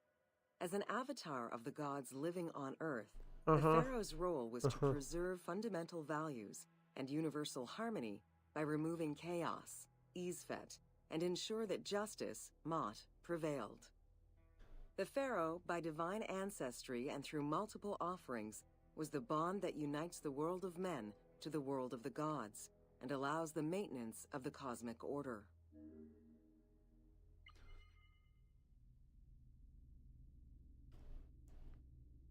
Yay! Ptolemy the Eighth making an offering of Maat to Amun.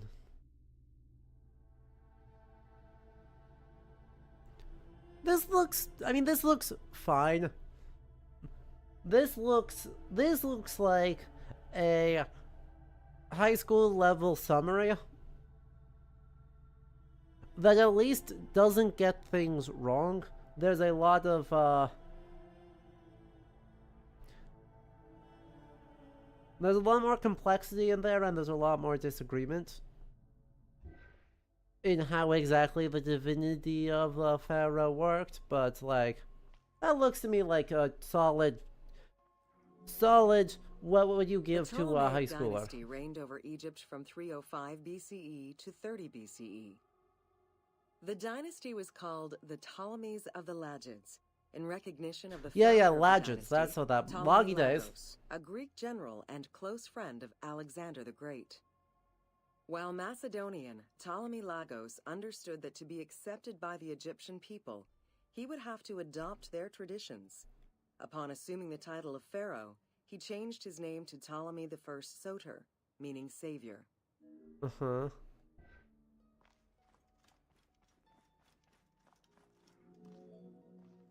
Born in 356 BCE, Alexander the Great went through a hasty education in the affairs of the kingdom before integrating into the Macedonian army, where he quickly rose through the ranks.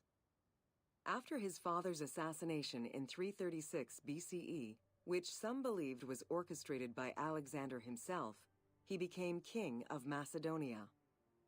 Ruler of a unified kingdom and leader of a large army, Alexander set his sights on conquest. Yeah. Eager to reclaim the Greek cities of Asia Minor, he took on the Persian forces, earning victory after victory.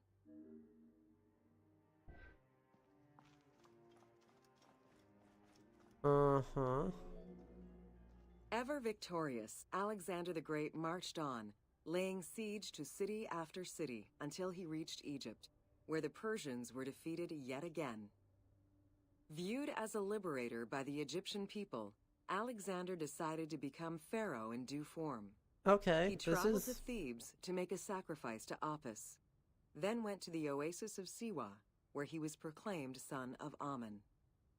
I mean, I Officially would have pharaoh of Egypt, Romanized it as Alexander Amun, spent but, much you know, of the that's winter fine. there, and founded the city of Alexandria. Perhaps not coincidentally, being pharaoh allowed Alexander Perhaps? to spread propaganda to prepare further conquests. He resumed his military campaigns in 331 BCE. Why do I have a terrible feeling that this now description of the Ptolemies is going... Oh good, it On actually his talks about deathbed Ptolemy in Soter. 323 BCE, Incredible. Alexander the Great gifted the satrapy of Egypt to Ptolemy Lagos. Perfectly aware of the value of Egypt, Ptolemy ensured not only the stability of the country's borders, but also its economic and military development. At the same time, he worked with the Egyptian elite to maintain the internal order of the country. By Can't remember the source, 305 but remember there's some account that he annoyed Ptolemy, the oracle into well proclaiming him the respected son of both in Amun. Egypt and in the Mediterranean, was at the head of the largest fleet of the Hellenistic world. Honestly, that's very funny. Ptolemy officially took the title of Pharaoh of Egypt in January 304 BCE, That's on the very, very anniversary funny. of Alexander the Great's death. Uh-huh.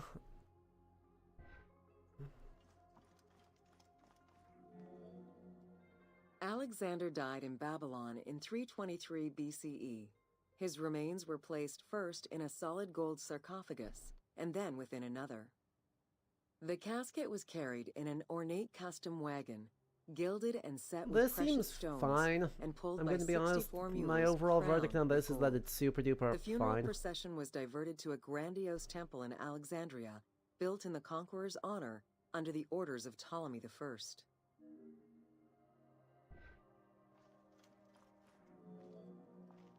Julius Caesar visited Alexander's tomb at the capture of Alexandria, and the Roman Emperor Augustus reportedly placed flowers there. However, though many powerful leaders claim to have visited it, the tomb's location has gone missing from history. Some accounts do state that the golden coffin was replaced by a glass sarcophagus, probably I mean, by that seems to be the It is Alexandrian also way, implied that Ambermoto. Cleopatra may have plundered the Conquer tomb the world by in a being the time of most financial annoying about it. crisis.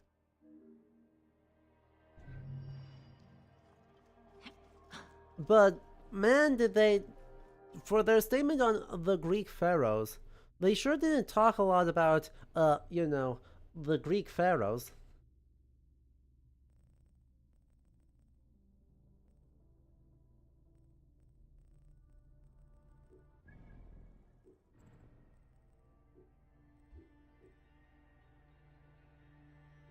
They talked a lot about Alexander, and a little bit about Ptolemy Soter.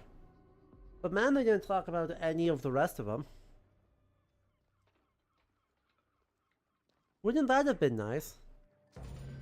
Welcome to Cleopatra, Queen Oh boy. of Egypt. B- junior high history report? That seems... Cleopatra VII Theophilopator ascended the throne in 51 BCE, at the age of 18. Though her early attempts to maintain power were often challenged, she eventually prevailed and became the sole ruler of Egypt. According to Plutarch, she was the only Ptolemaic pharaoh to speak the Egyptian language. Why are we... Her intelligence, coupled with a good education and a great political mind, allowed her to make the alliances necessary to maintain Now we're the quoting independence now of we're Egypt, citing our while sources? Rome was becoming a Mediterranean empire.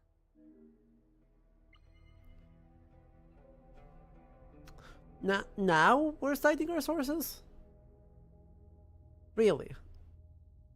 Okay. Also, we don't know that that's the head of Cleopatra.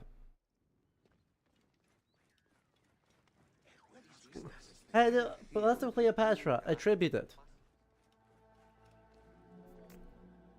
It is important to understand that Cleopatra's knowledge of Egyptian language and keen understanding of the culture allowed her to make powerful ideological reference that resonated with ancient Egyptians. By associating herself with the goddess Isis, the divine mother, great of magic, and repository of divine essence, Cleopatra firmly established herself as the protector of the two lands and legitimized her place on the throne. Uh-huh. Hey, look. Probably Cleopatra the Seventh. Both of these were fine. The text-to-speech is not doing any favors, but these entries are fine.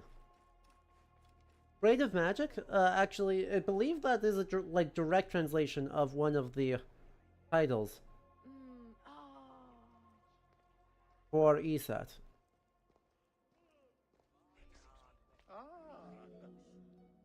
Upon his death in 51 BCE, Very Ptolemy common epithet. XII Aulus bequeathed his kingdom to his daughter and eldest son, Cleopatra VII and Ptolemy XIII. Yep. As was custom, the siblings were married. The new pharaoh was 10 years old, his sister wife 17. The early years of their reign were not easy. Between 50 and 48 BCE, droughts and floods aggravated Egypt's problems. General Achilles and the royal advisor Pothinos kept intervening in the young ruler's political decisions, and eventually colluded to turn Ptolemy XIII against Cleopatra. By 48 BCE, Cleopatra was in exile. Fine. During Cleopatra's exile, the Roman Empire was not without its own internal conflict. Okay. Caesar and Pompey were at war with one another, and after his defeat in 48 BCE, Pompey fled to Alexandria in the hope of finding refuge. This turned out to be an unwise decision. Listening to his advisors, Ptolemy XIII elected to have Pompey assassinated, his head kept as a gift, in the hopes of acquiring Caesar's favor. Yep. This gambit backfired. Instead of earning approval, the murder of a Roman greatly angered Caesar. Fair enough.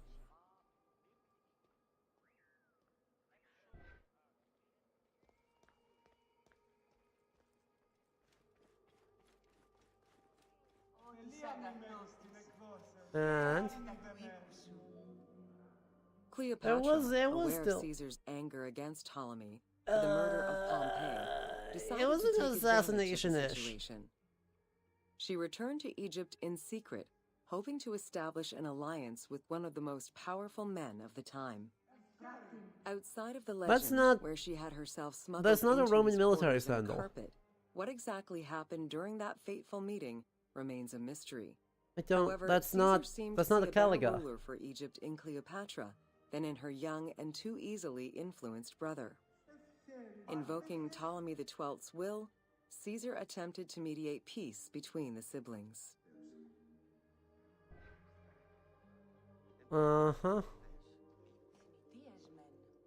Caesar, I have bigger problems right now. Also, someone's gonna raise you into a problem. Ptolemy XIII was enraged by the turn of events, and his advisors were none too happy to see Cleopatra return. Urged on by General Achilles and Pothinos, the young pharaoh plotted against Caesar and Cleopatra, resulting in the siege of Alexandria in 47 BCE. You know, thank you for the 105 stream streak. That's awesome. That Caesar defeated Ptolemy XIII's forces. The That's young like a pharaoh full drowned year in of the streams. Nile after having fled the battlefield. With her opponents dead or powerless, Cleopatra married her other much younger brother, Ptolemy XIV, and finally claimed the throne of Egypt for good. The end of the Alexandrian War also cemented the romantic and political alliance between Cleopatra and Caesar. Yay! In June of 47 No, BCE, Ptolemy the 14th did not. Cleopatra gave birth to a son, whom she called Caesarion. Caesar did not accept the boy as his heir, choosing instead his nephew Octavian.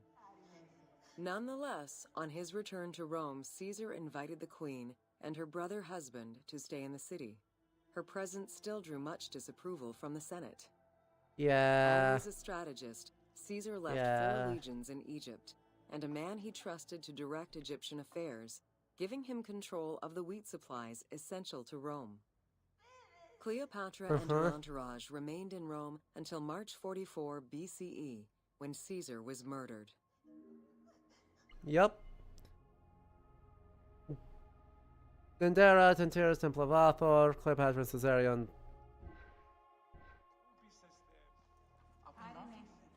Yay! Okay, so that gets us up to 44 BC, and presumably now we get Mark Antony? And now presumably we also get Mark Antony. Caesar's most faithful ally, Mark Antony, often visited the Queen of Egypt during his stay in Rome. Unlike most, he recognized the legitimacy of Caesarion, the natural son of Caesar. Antony knew he would need the riches of Egypt in order to fight Octavian and claim the Roman Empire. Cleopatra, in return, saw a powerful ally. In the winter of 41 BCE, she arranged a sumptuous tour of Egypt by boat to show Antony the wealth of her country and the power she held as its ruler.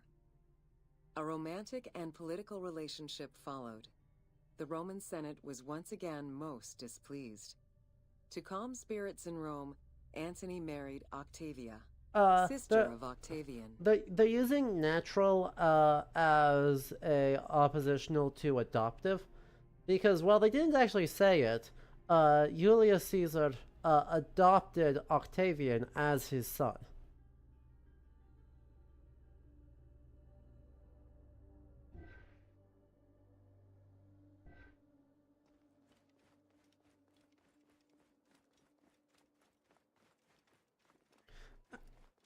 Given that Caesar had that Caesar's legal heirs were also not his children, though, and he had no Despite his marriage to legitimate Octavia, children. Antony remained Period. Cleopatra's lover, and she gave birth to their children. Cleopatra increased her kingdom's territory and started Yay! a political propaganda alongside her lover in Egypt and beyond. She hoped to True. He create had a legitimate Ptolemaic daughter. federal You're so empire right. with Alexandria at its center. Antony eventually repudiated his Roman wife for the Egyptian queen, much to the dismay of the Roman elite. However, while Mark Antony focused on Egypt, Julia, Octavian right? carefully gained military and political ascendancy over him in Rome. And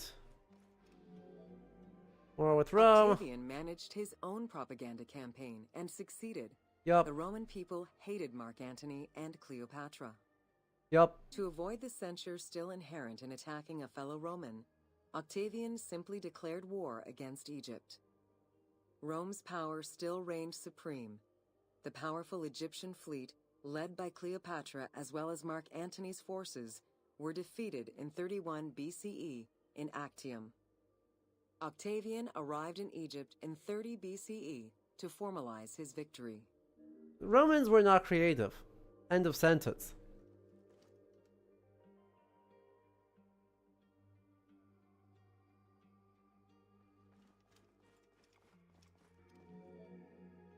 The following events remain difficult to confirm due to the many versions and legends around them.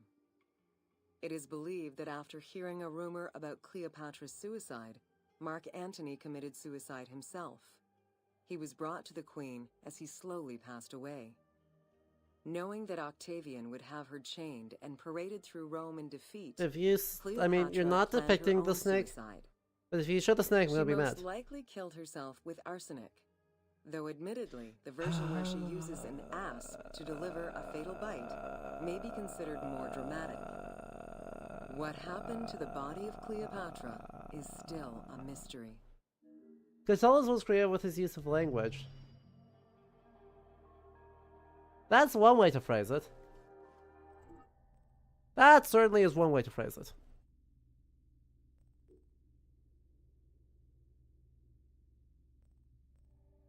We need it burns around here. Yeah. Yeah. Ooh, you wanna cause suffering? Ooh, you wanna...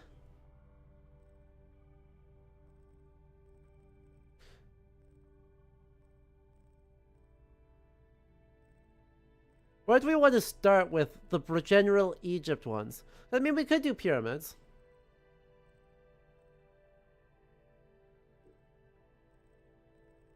We could do daily life wanderings.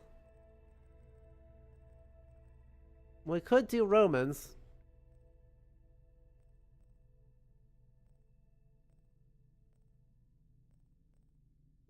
But hear me out, the Fayum caused us pain, and the Fayum can cause us pain again.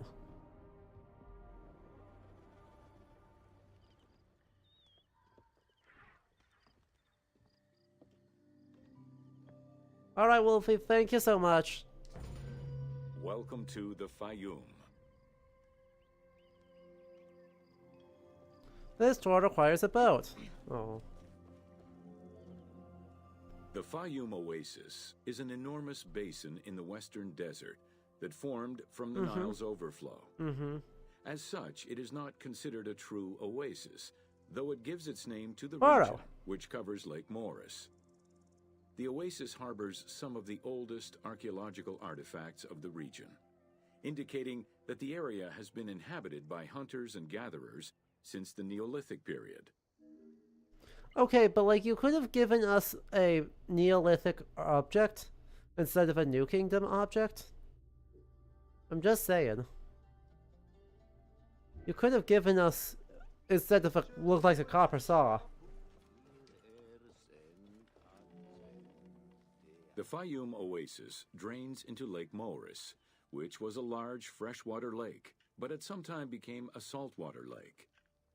In the 12th dynasty, ancient Egyptians redirected the water flow with a dam and dug a supply canal using the lake as their reservoir. Irrigation enabled them to continue growing crops of figs, grapes, and olives year-round. Okay.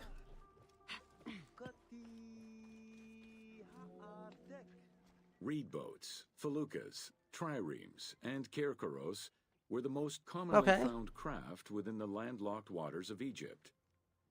They were used for various purposes, ranging from daily fishing, trade, warfare, and travel, to the ferrying of massive stone blocks used to build the great monuments of Egypt. That's fine. I do love this, though. Well, I don't love the actual scene, but I do love the guy riding a crocodile. You know?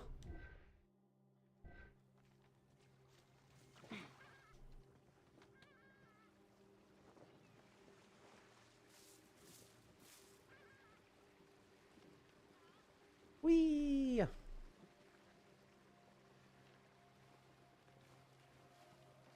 That's so far away, though.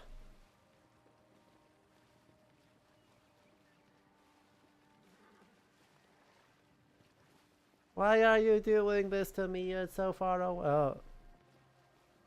Hold. Hold.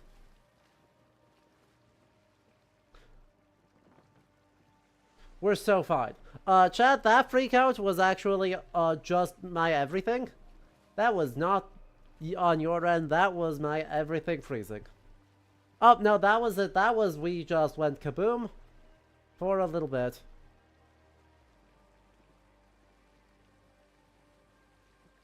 Don't worry about it. Everything's fine.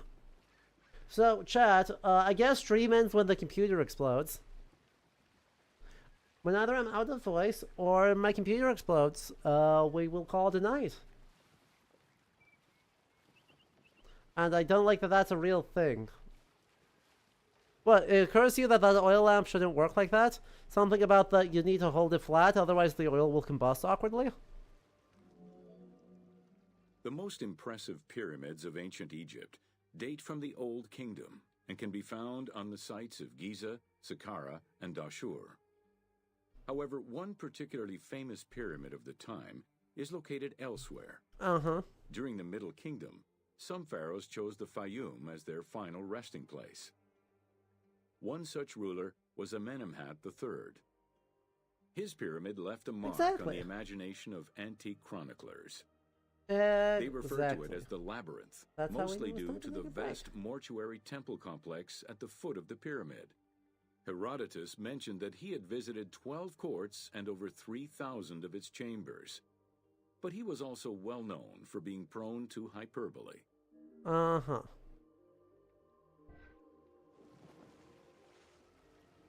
Hi, Hippo. Bye, Hippo.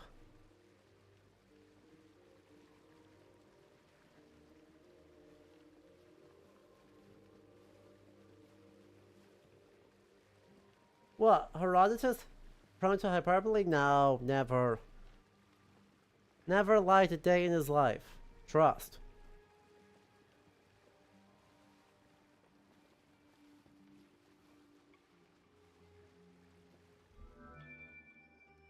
Amenemhat's pyramid was built with a brick core and covered with stone slabs, designed to be impenetrable. The burial chamber, made out of a single block of sandstone, is unique in its design. Richard Lepsius and Flinders Petrie both explored the pyramid site, measuring 385 meters by 158 meters, and identified it as the location of the labyrinth. Their research conditions were difficult, as most of the site had been submerged by the nearby canal. Furthermore, the stones from the complex and the outer casing of the pyramid had been quarried away long ago. Yup. Ubisoft decided to give life back to this lost monument and the many crypts that were said to be devoted to the sacred crocodile god, Sobek. And we didn't explore it at all.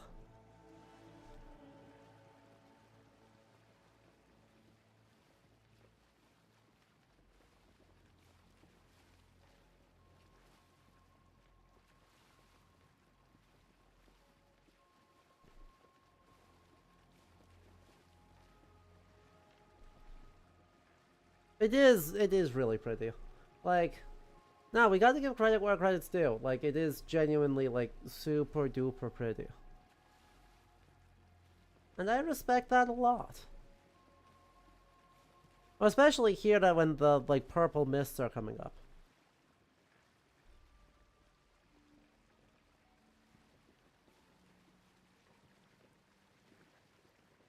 Like, it's a good look. And I will forgive a lot of things if they're very pretty.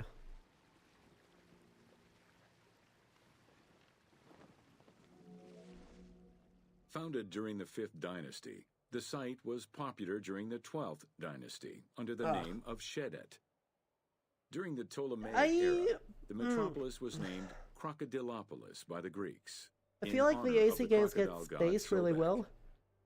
During the Greco-Roman era, No, the soldiers of the Ptolemies settled there after their military service and expanded the irrigation systems. Irrigation and water distribution tripled the arable land and turned the city They into do a if lush you and rich zoom area. out.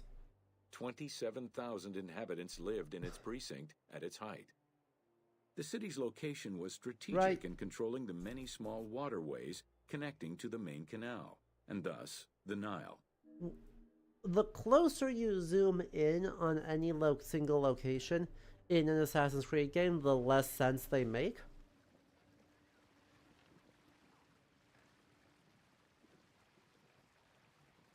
Because they have a nasty habit of designing a really cool space and then wanting to do everything in their power to just crown that space full of stuff.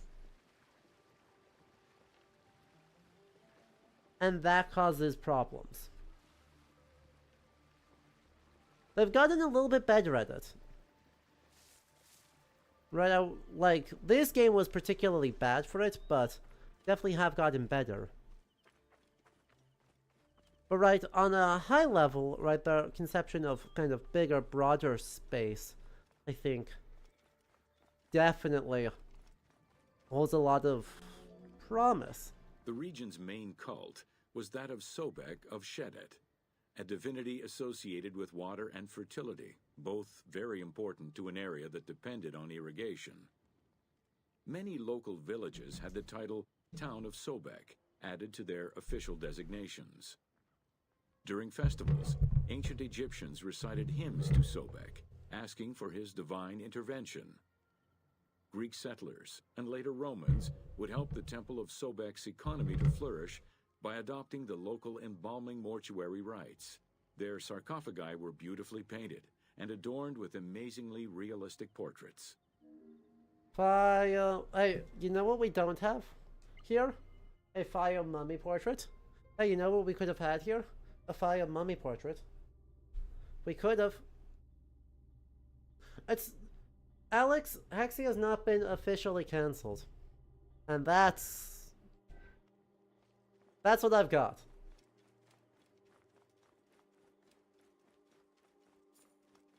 Yeah.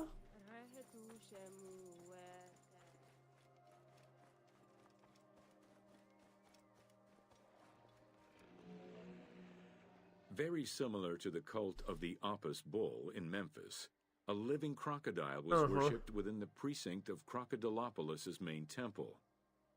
Known as Sobek to the Egyptians and Sukkos to the Greeks, it was reported by Strabo that priests fed it with meat, wine, and honeyed milk. They covered its body with jewels and gold. After its death, it was embalmed and placed within the crocodile's grotto, alongside thousands of other mummified crocodiles. That's pretty cool. That's pretty cool. Hey, okay. Well, that was an odd one. Well, that was a peculiar one. Right?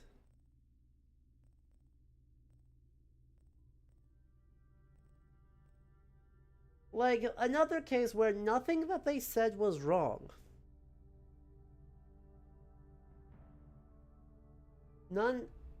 Nothing about what they said there was incorrect that I could tell. But man, do they not like the Ptolemaic period. Like, we got solidly, what? 2 whole sentences about the Ptolemaic period? And the Fayum in it? In that entire time?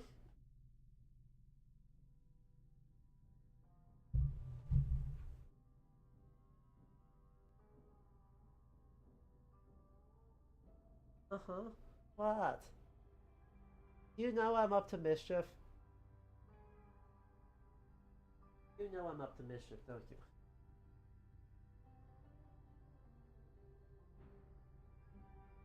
I'm going to distract you so that you don't know I'm up to mischief.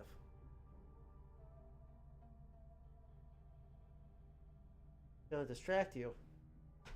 And then you won't realize that I have evil and devious plans.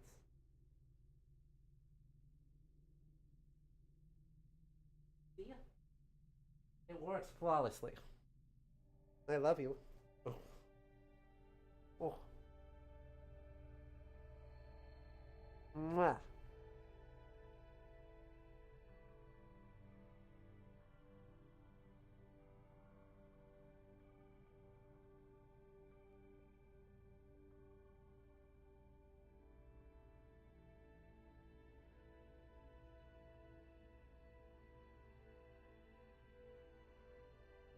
Ah.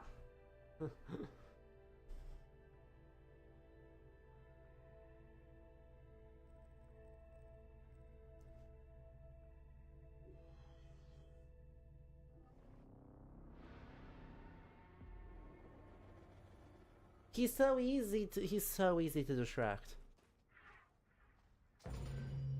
Welcome to Deserts of Egypt. All I had to do was wave a string about, and he was like, "Oh, I have forgotten completely that you scoop me every time I walk past." Reaching out on either side of the lush Nile are the harsh, arid Western Desert Oh, and the mountainous Eastern Desert.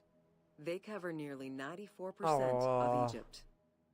Each of these parent deserts have their own microclimate and contain several smaller deserts with a distinctive fauna and flora.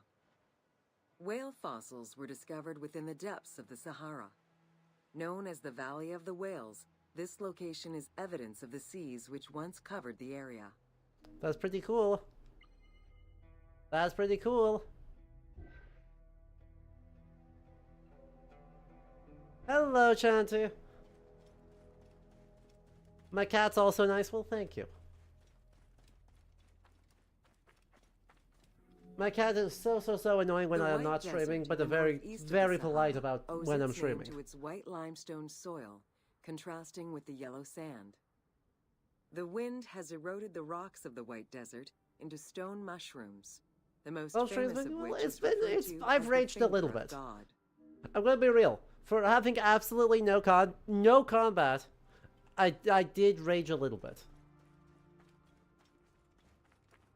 Some of their entries about Alexandria were bad.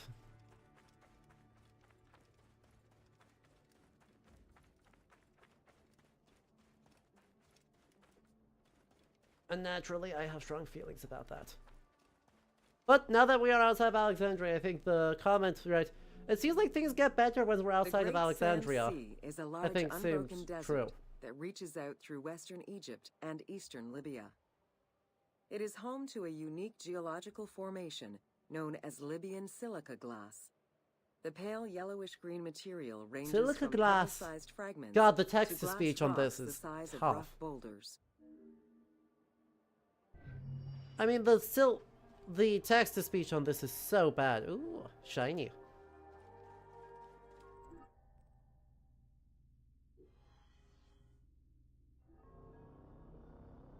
But I mean, it's annoying, I think. That they have more tours about the city of Alexandria than they do about the rest of the Welcome game to world. Siwa.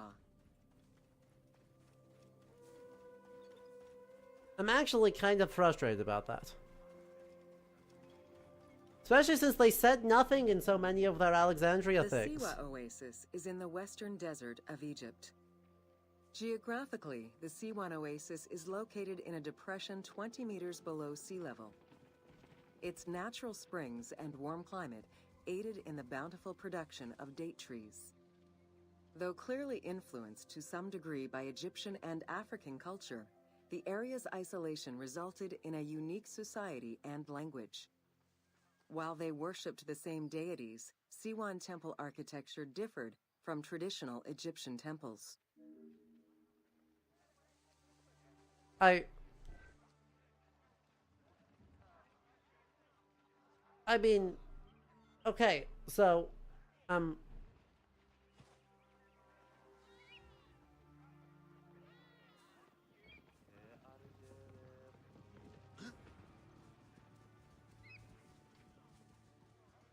okay, sorry. They have a different and unique culture that also worships all the same gods.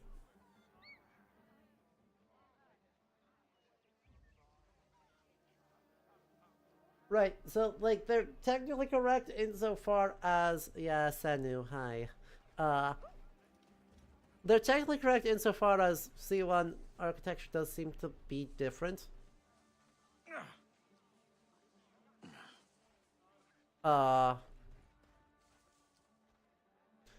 And they are linguistically distinct from the rest of Egypt, but, Old Kingdom Egyptians referred to the oasis mean, as cauldron, due to its unique you know, the African geographical culture. structure. Also that.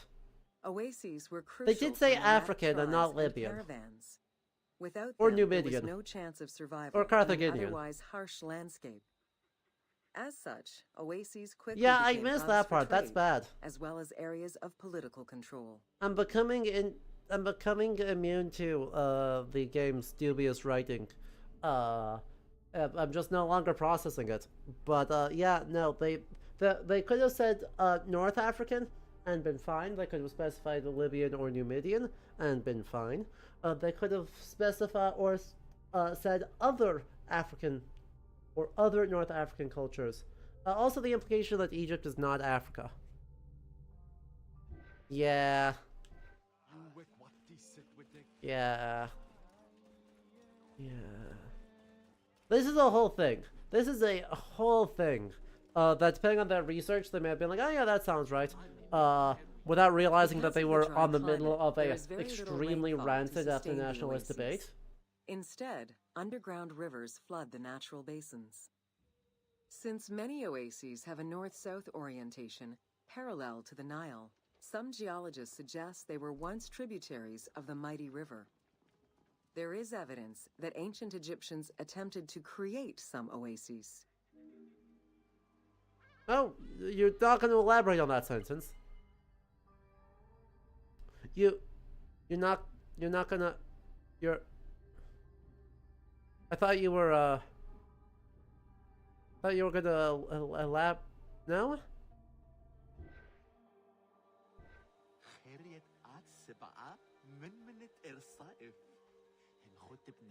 Okay, that's fine. I really wish you would elaborate on that sentence.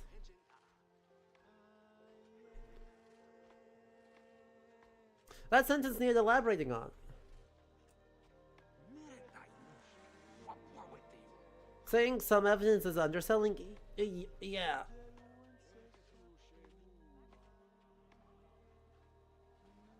Yeah, that does seem like an important one.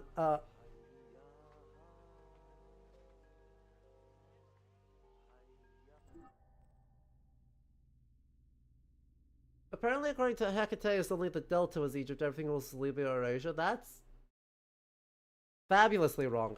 Congratulations. Like, I love when ancient sources are like, hey, what if we just say things? Yeah,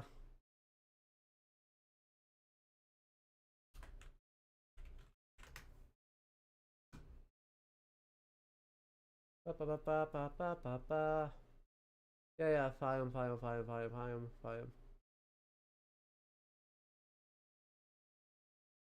I just get Fayum a bunch of times.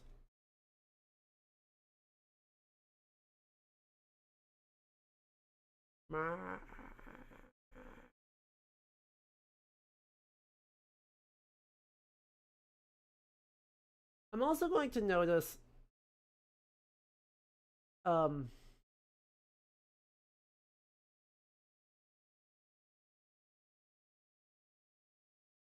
going to also just notice that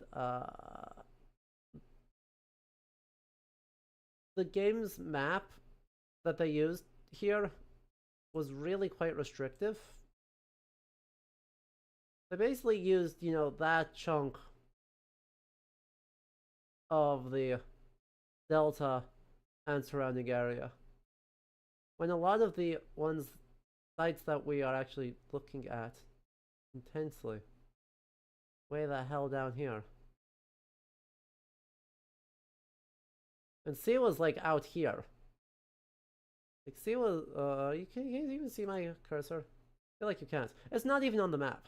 Siwa is so far to the west that it's like not even on this map.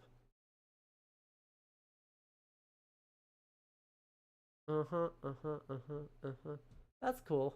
That wasn't what I was looking for, but that's a cool spot.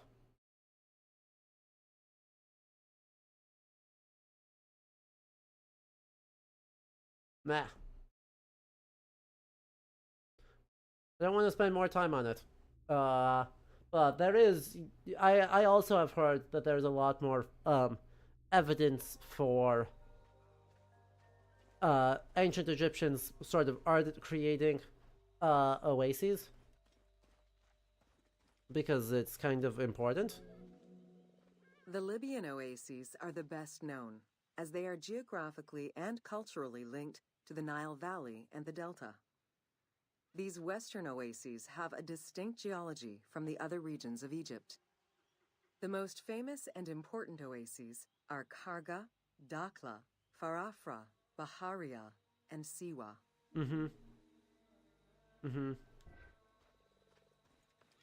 Cool. Glad we gotta represent any of them.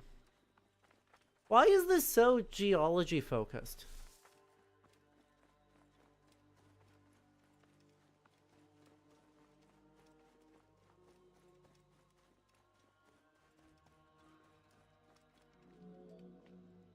The Spring of the Sun is one of many thermal sources in Siwa, with the particularity that Cleopatra would have bathed in this one, giving it its name.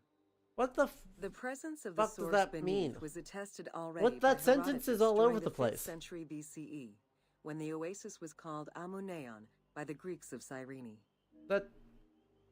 Because geology rocks. You come into my channel on this, the day of my daughter's wedding, and you bring puns. Spring of the Sun is one of many thermal sources in Siwa, with the particularity that Cleopatra would have bathed in this one, giving it its name.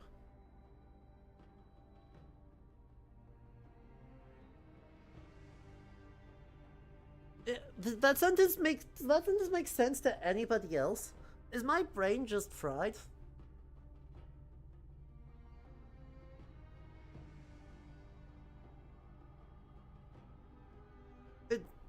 Is my brain just completely, like, turned into mush, melted out my ears while I wasn't paying attention? Or does that not make any sense?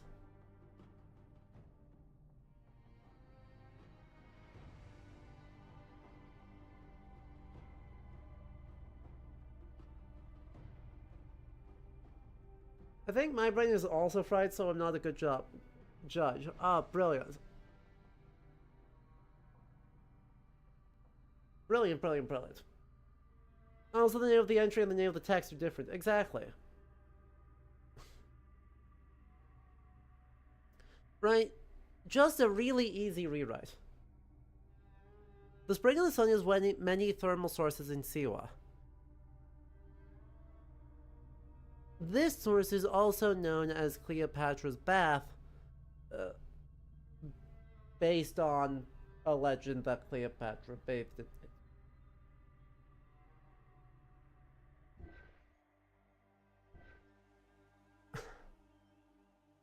Were these all written in French first?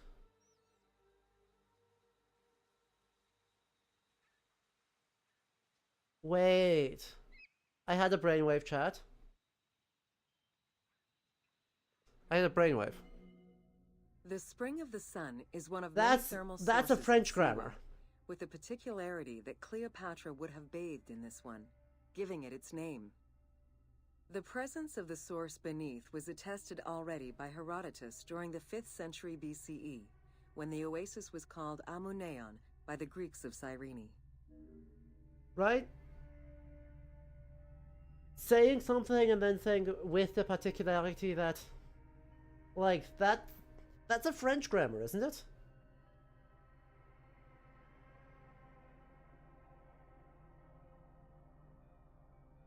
They've been overall pretty good at not doing a French grammar, right? Not doing Franglish. But, like, that's distinctly not English grammatical construction.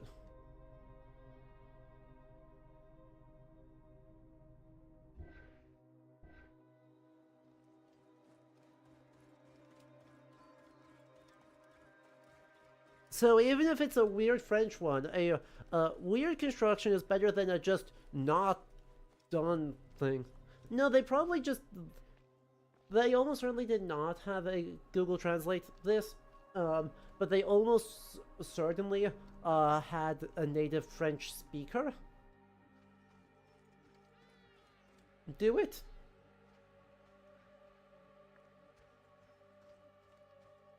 And so, you know, a native French speaker might translate something into Franglish and be like, yeah, that's fine. And a native, especially Oracles predicted US the future, English speaker delivered will be like, no, omens that's that not could fine. be more or less obscure, and offered divine guidance. The Siwan Oracle was considered one of the 3 greatest of the ancient world. alongside the oracles of Delphi and Dodoni. Isolated, by the way. Because of the Greek colonies in Cyrenaica, the temple associated Zeus with the worship of Ammon. Siwa is isolated, by the way. You know, widely regarded as one of the most important things in the Hellenic world. Also, super isolated and distinct from all the other cultural spaces. It is no wonder that Alexander the Great made the perilous journey to Siwa in order to consult the oracle, emulating the actions of mythical heroes such as Hercules and Perseus.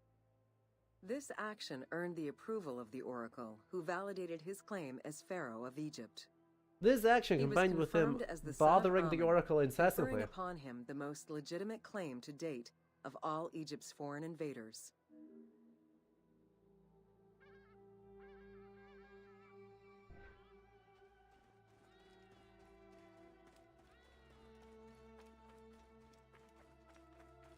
Yep. The powerful and the rich would send gifts or travel great distances in order to ensure their good fortune by gaining the blessing of the Oracle of Siwa. Every successful blessing only increased the soothsayer's prestige. Runner Eubotus, a famous citizen of Cyrene, consulted the oracle in order to know if he would win the 93rd Olympic Games race in 408 BCE. He did, enhancing the standing of the C1 oracle in the process.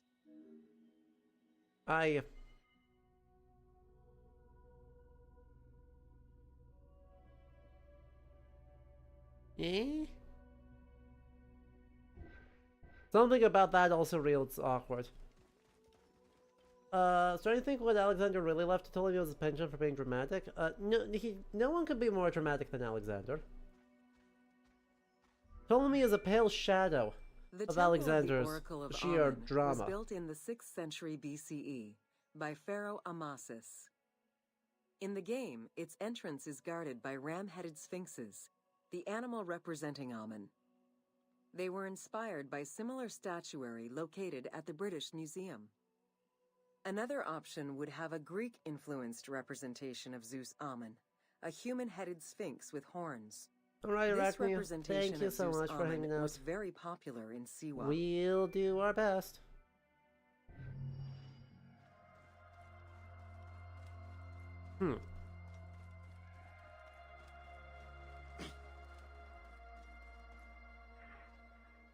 Oh, hieroglyphs are over here. Okay.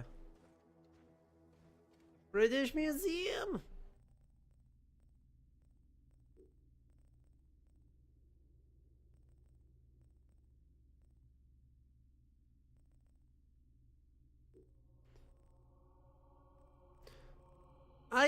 We are not going to go through all of these. This is so many. This is so many. This is, like, wild. And I don't have energy left for this.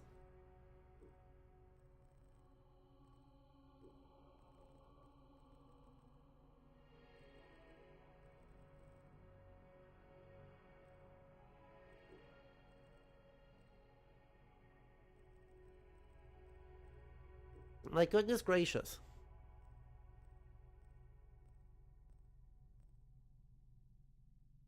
But Adam, what if the Horb isn't one of those? Do you really think that they're based enough to have the Horb? Do you really think that they're based enough to have the Horb? No. But if it's in any of them, it's in this Amulets one. If you think that the Horb is anywhere, it's gonna be in here. Welcome to Amulets and Rituals. Sounds good. See you later, Brave Neutarchal. Ancient Egyptians believed the world was a chaotic place, filled with supernatural forces.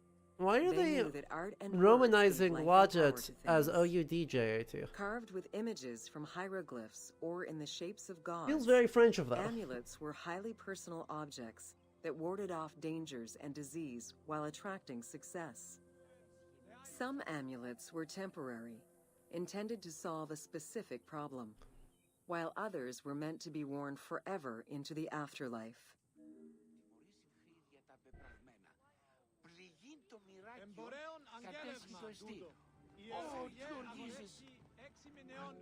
This voiceover is tough, isn't it? Priests would infuse amulets with magical energy during religious ceremonies, imbuing them with protective magic to safeguard against supernatural powers. The wealthiest of Egyptians could obtain a divinely ordained pendant in which was hidden a magic formula inscribed on a piece of papyrus. It would act as a unique spell tailored to the owner. I feel like it's not even that, like, rich. I feel like you didn't have to be that rich to get those by the late period. Religion was so important to ancient Egyptians that it permeated every aspect of their daily lives. As opposed to how religion definitely is unimportant and is very rarely present in other cultures' daily lives.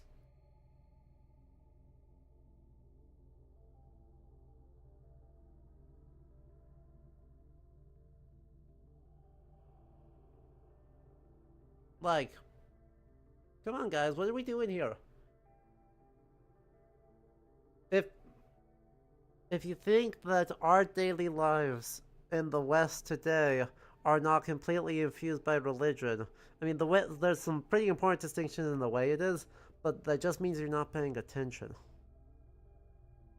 you start paying attention, you'll see just how kind of low-key everywhere, specifically Christianity, is. Kind of, or just ask your resident neighborhood Muslim or Jew, because they'll tell you how annoying Christians are about everything all the time. Isn't it a super common pop history take on Egyptium that's super religious? It's a thing that you really tend to see in a lot of different sort of pop communication takes on a lot of pre-modern cultures is, oh yes, they're super duper religious.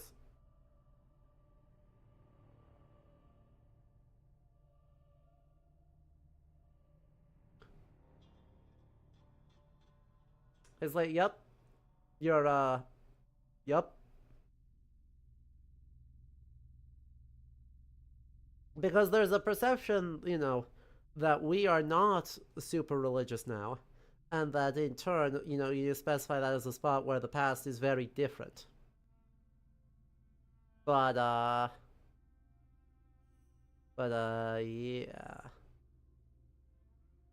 Oh, knowing people raised in Christianity without unpacking it too? I wasn't raised religious. Oh, yes, you were. Oh, yes, you were. Water was the source of life and had the symbolism of purifying the body and the soul, all daily routines began with ablutions. Personal prayers to the gods were sometimes written or spoken, with family prayers passed down through generations. Uh-huh. Cool. There was a complete calendar of each of the religious days, both good and bad, illustrating the appropriate daily rituals. Roboto, that would be very funny. Along with wine, milk, and ointments. Well, I cannot tell you yes or no about it. I will say it would be funny. Amulets to life-size statues and family shrines. During the Greco-Roman period, offerings to the gods consisted of mummified animals, cats for Bastet, dogs for Anubis, and birds for Thoth. Okay, I'm gonna get mad. I'm gonna get mad. This is another bit of French, something that's fine in a lot of non-English languages, but it's super not fine in English. Does anyone know what the problem is?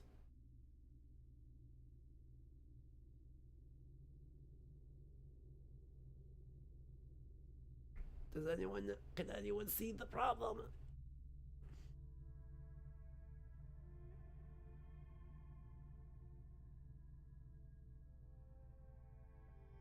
I'm gonna sacrifice you to Bastet. Whoa.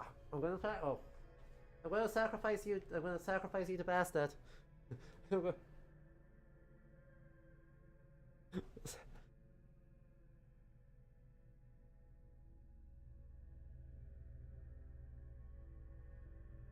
Yeah, that's fair.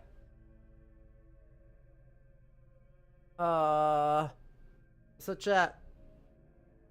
This is the thing that I can't talk about too much, but is one of my personal pet peeves. You cannot imply a verb in English. The last sentence of this label is a sentence fragment.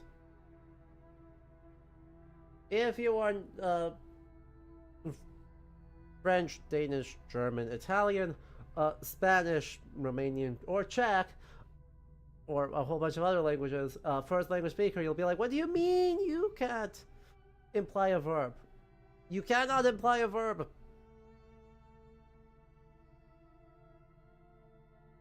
Do not sentence fragment.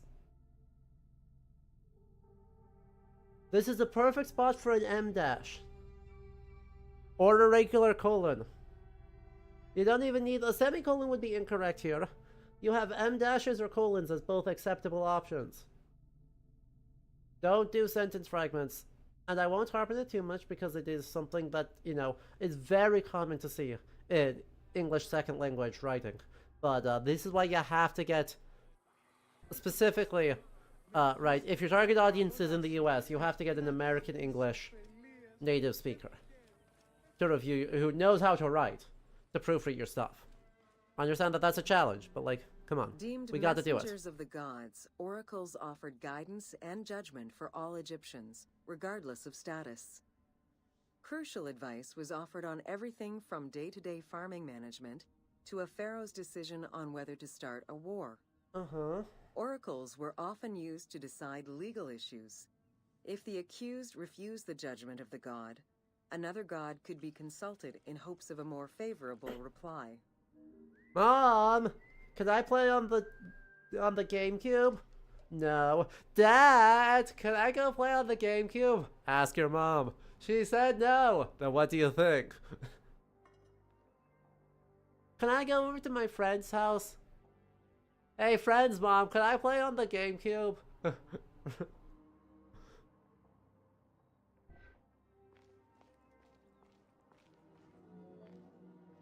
It was oracles that guided the Greek sailor Batos to the coast of Libya, where he founded a colony known as Cyrene.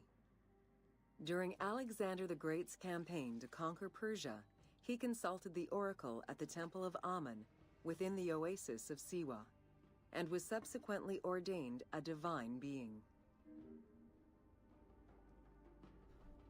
Yay! We kind of lost focus a bit here. I'm gonna be real. We were doing good. We were doing good. And then we weren't doing good.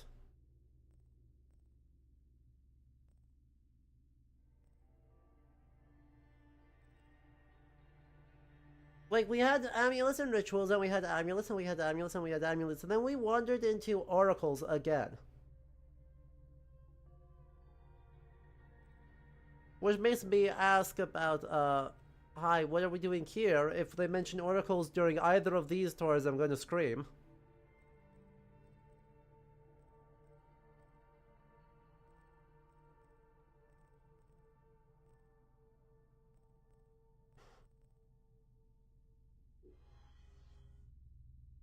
There's a chance for a orb in the pottery. Hear me out. It's a small chance, but there's a chance. Welcome to Evolution of... Excavations all over Egypt have uncovered enormous quantities of pottery vessels of all shapes and sizes. The production of pottery was mainly confined to the outskirts of settlements due to the materials They required do notably and to keep the kiln conflate smoke Greek away and from Egyptian inhabited oracles. spaces. The function of the product determined the selection of the raw material, its treatment, its form, as well as the finishing of the surface. That Alexander was declared a divine being by that oracle.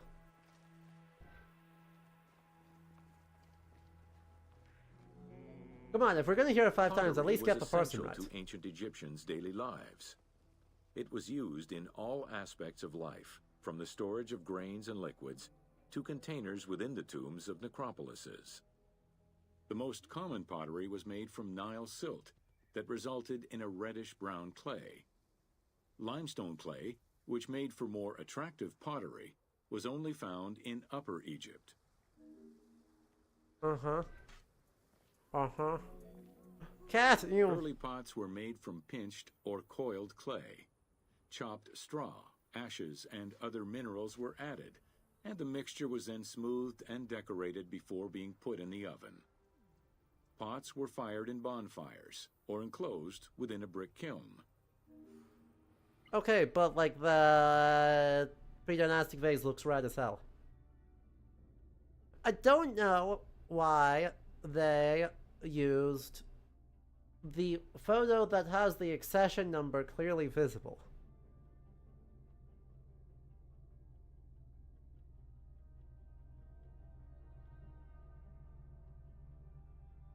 Hey chat. The Meg usually has multiple photos available of three-dimensional objects. You don't have to use the one that has the accession number in very obvious red lettering.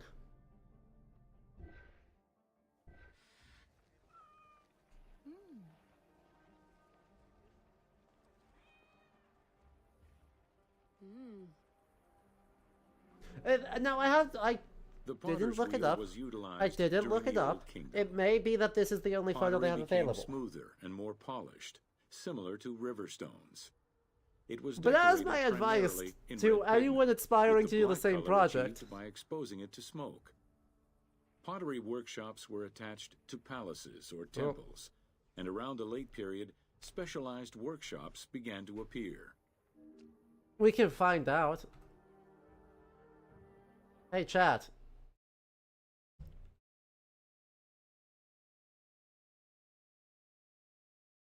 We can find out.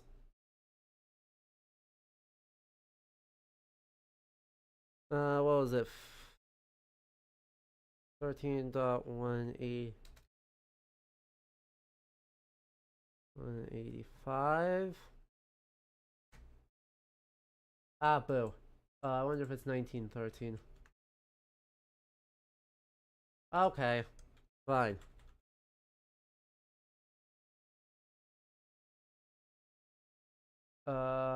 Geographic location. Egypt.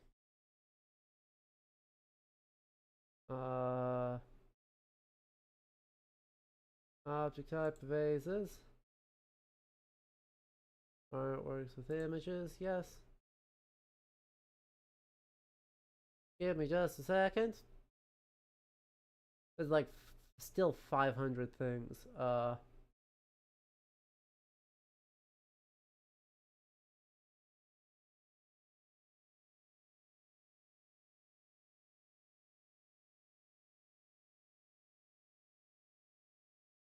Really?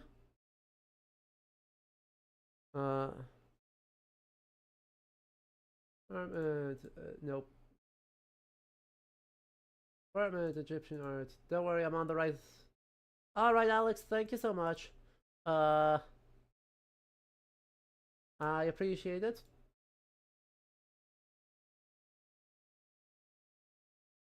Oh.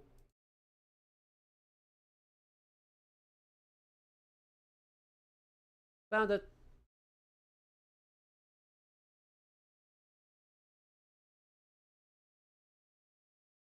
I see why they use this photo of it. I'm gonna be real. That's photo 1. That's photo 2.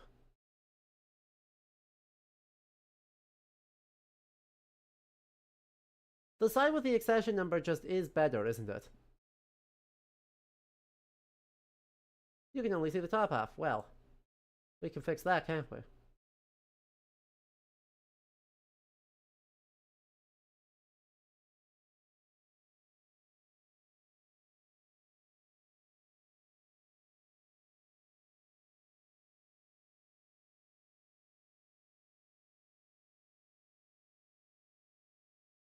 Yeah, the number side is better.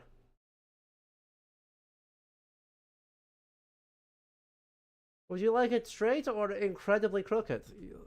Right? You can have straight on, but there's the accession number. Or you can have it incredibly crooked.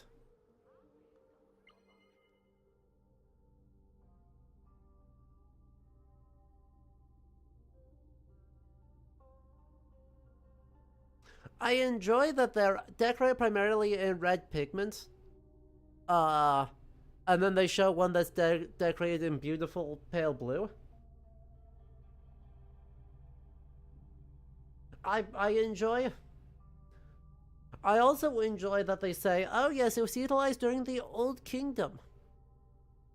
And then they have a one from the 18th dynasty.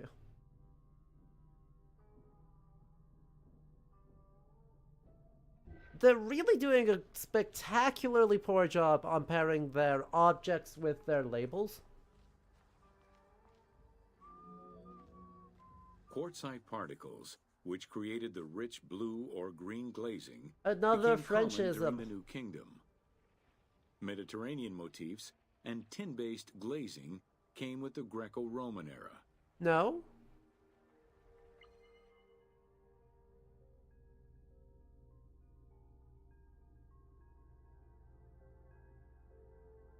Wait, no?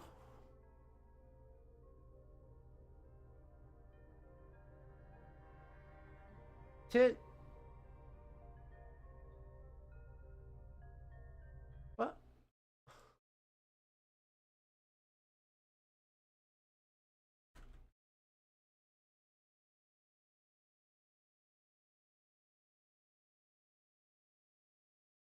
Wait.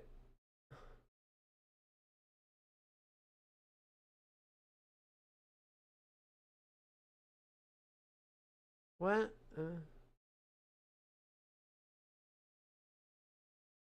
It...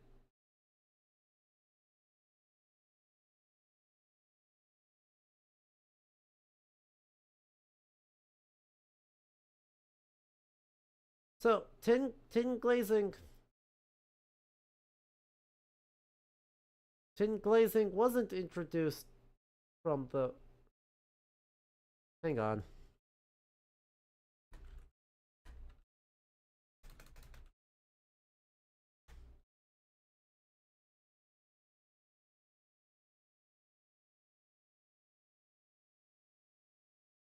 Well...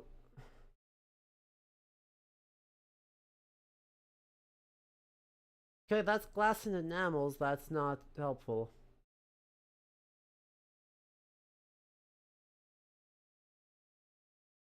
That's not helpful. Oh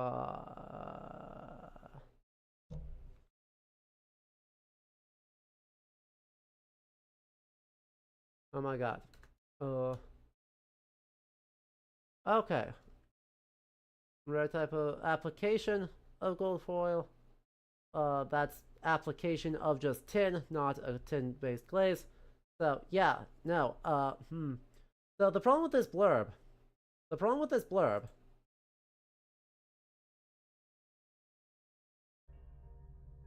is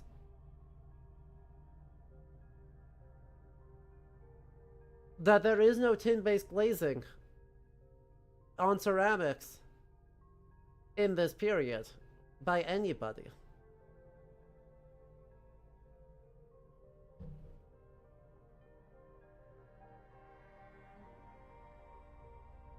Tin glazes are invented in like the 7th or like the later Maya or early Abbasid periods. You have tin oxides in glasswork imported from Greece in this period, but not in ceramics work.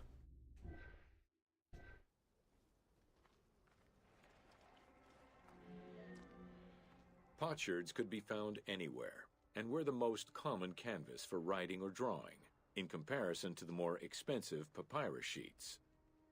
Named after their Greek description, ostraca contained daily life records, letters, or could be drawn upon.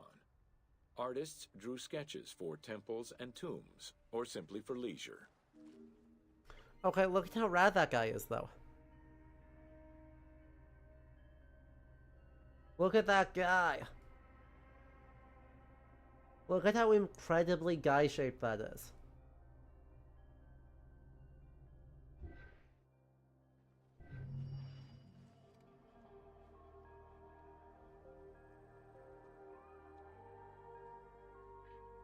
Chat, there's no Horb. I'm so sad.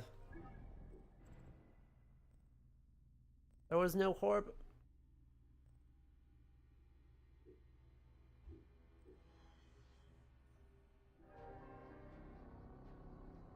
I know Bree's not here.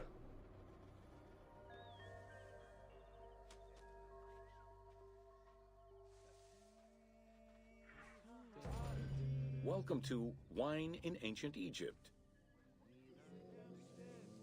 When the god Horus lost his eye in a war with Seth, the ancient Egyptians believed the eye turned into a vine, and the vine's tears became wine.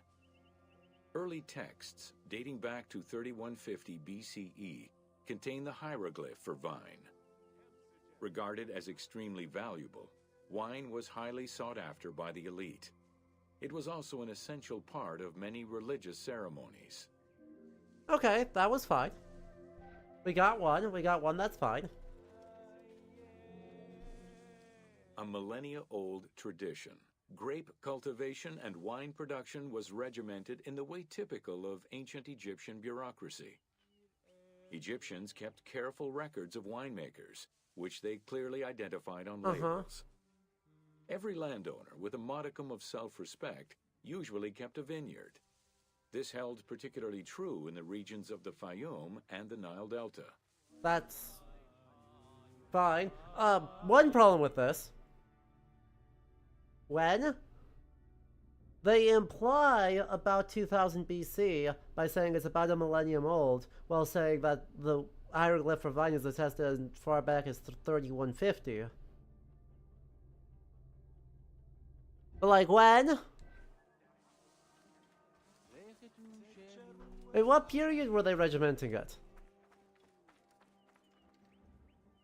Is it Oops All Greece? Or Oops All Egypt again? Documentation shows that only certain craftsfolk were allowed to provide the containers required to store and transport wine. Are we just doing Oops All That It's All and Ancient rigorous Egypt? quality control checks established for every step of wine production shows that ancient Egyptians knew that the quality and longevity of wine could easily be affected by any number of variables, which they paid careful attention to.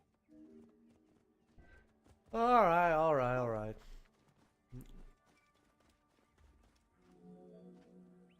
Egyptians had different kinds of wines, most of which ranged in quality from good to very good.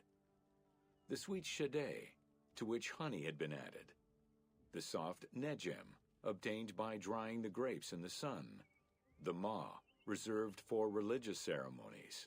Hello, Steph. And finally there was the peor, the mediocre rated wine, resulting from the second pressing of grapes and reserved for a less discerning palate.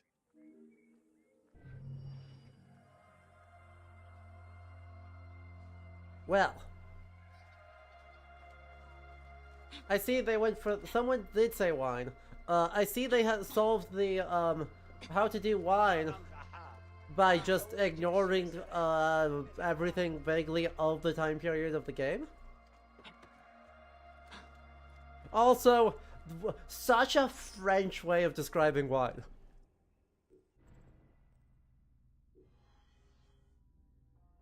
Such a spectacularly French way of describing wine, and who consumes it.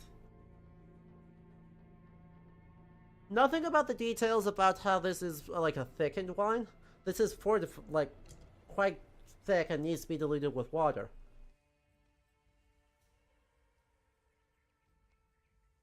Nothing on its interactions with international trade. Nothing on like anything there. Just bread and beer. Like, it was fine, but it was really, that was a really New Kingdom While the entry. Mesopotamians invented beer, including using a straw to avoid the sediments and herbs, ancient Egyptians perfected the brewing method. Egyptian beer's quality was determined by alcohol strength, color, and flavor.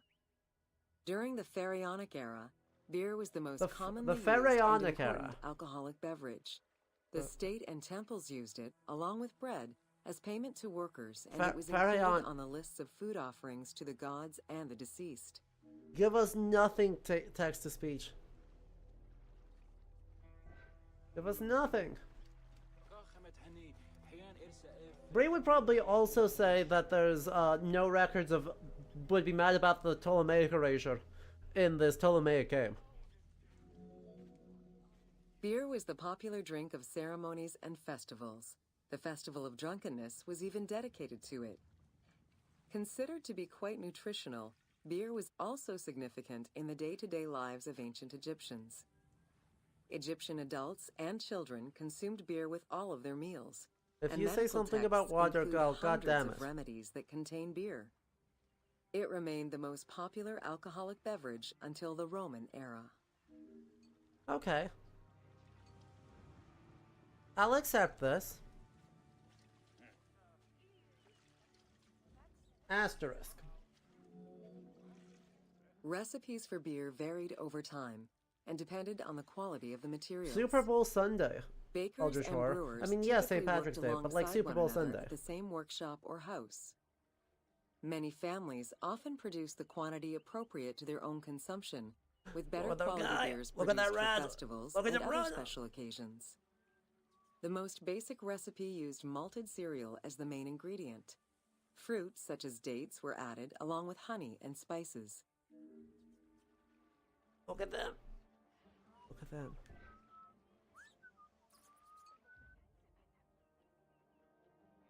Oh, yeah. Once baked, bread would be crumbled into the brew to start the fermentation process. Uh-huh. Adding grain enzymes would break down the starches, turning them into sugar and creating a thick mash.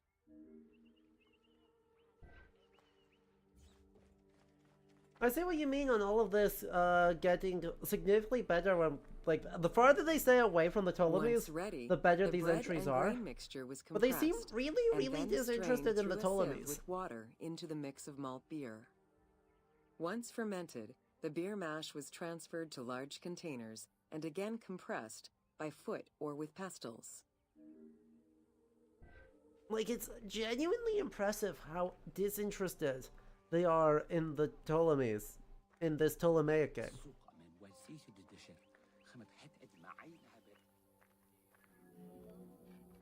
Once smooth, Ooh, the a beer was minor stored period. in pottery jars Ooh. and sealed with a clay stopper. It probably couldn't be kept for long and likely had a thick, pasty appearance and texture. Very little was wasted. Leftover grains were reused to make sourdough bread or combined with the next batch of beer. Hey, clean up your workspace. Hey, bud. Hey, you. I understand you're doing important work staring at the beer. But clean up your fucking workspace. You could use those potsherds for something. While there are many ancient accounts for making bread, most of the knowledge known about ancient Egyptian brewing comes from an account by the alchemist Zosimus over 300 years after Cleopatra's reign. More recently, Dr. Delwyn Samuel, an archaeobotanist, has proposed alternate antique techniques to brew beer. However, experts are unable to replicate an authentic beer since not all of the techniques and ingredients used by ancient Egyptians are known yet. Okay. Food was prepared on the By the floor way, until the Middle Kingdom, when cooking I benches not were thought. introduced. The introduction of durum wheat improved bread This quality, is marketed to meaning schools, that the right? upper and middle classes ate better. The poor, however, still made do with a diet consisting of a gruel made of vegetables, softened bread, or barley. This is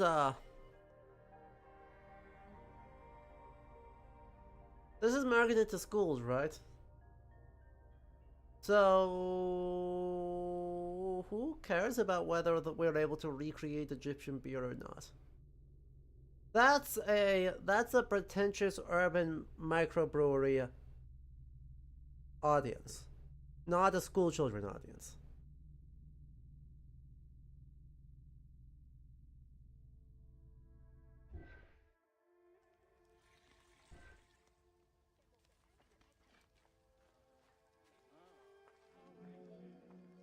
Dough was kneaded by hand or foot, and when sufficiently blended, additional items were added, such as fruits, nuts, honey, and spices. To leaven the bread, they added sourdough or leaven from beer brewing. Ovens were circular or beehive This part shaped is fine. and made with clay or brick. If This there part's was no fine. oven at all, a bread maker used the hot sand to bake flatbread, a technique still in use by some Berbers today. I wish they said some Tamazight people. I wish they said some Tamazight people. Ancient Egyptians always had to fight off the omnipresent sand particles that were blown towards them. Despite their best efforts, sand regularly made its way into their food. Teeth were Additionally, particles from the grain-grinding stone tools and ovens they used also contributed to attrition and prematurely worn teeth. The team tried to portray this through toothache animations and commoners sweeping sand off.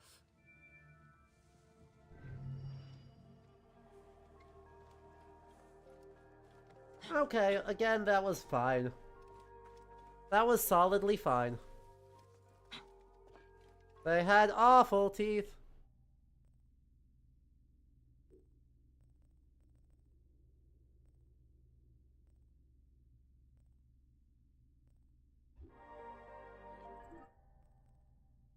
It's a problem. It's a whole problem.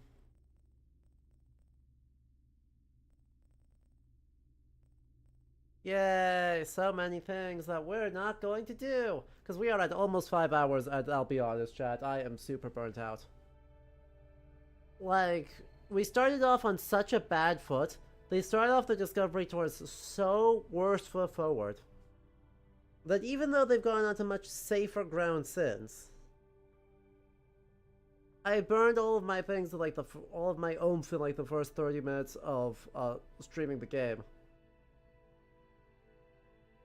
And so I think this is a good spot to get a taste of it, right? The game seems to be, like, when they're on really safe ground of doing sort of cultural history focused on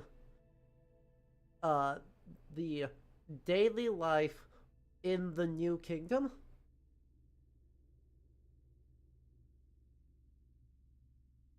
They seem to be doing a really good job of it. If only this game was set in the New Kingdom.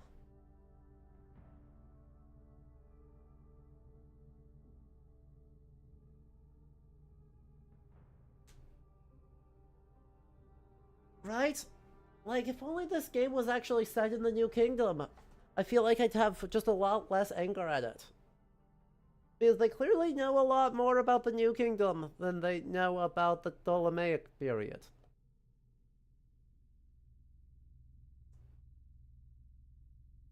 And that stinks.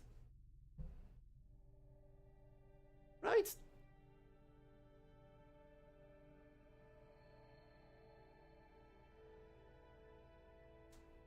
Or like during the Assyrian occupation.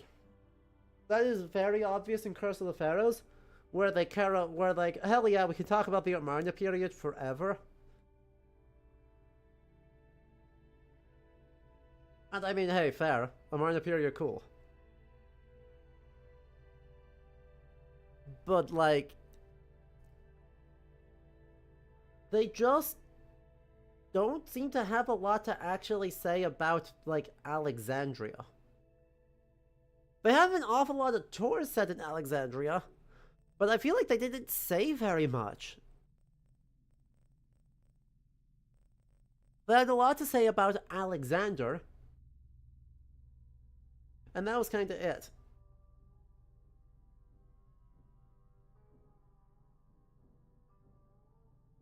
So it's odd. It's odd. Discovery Tour is odd.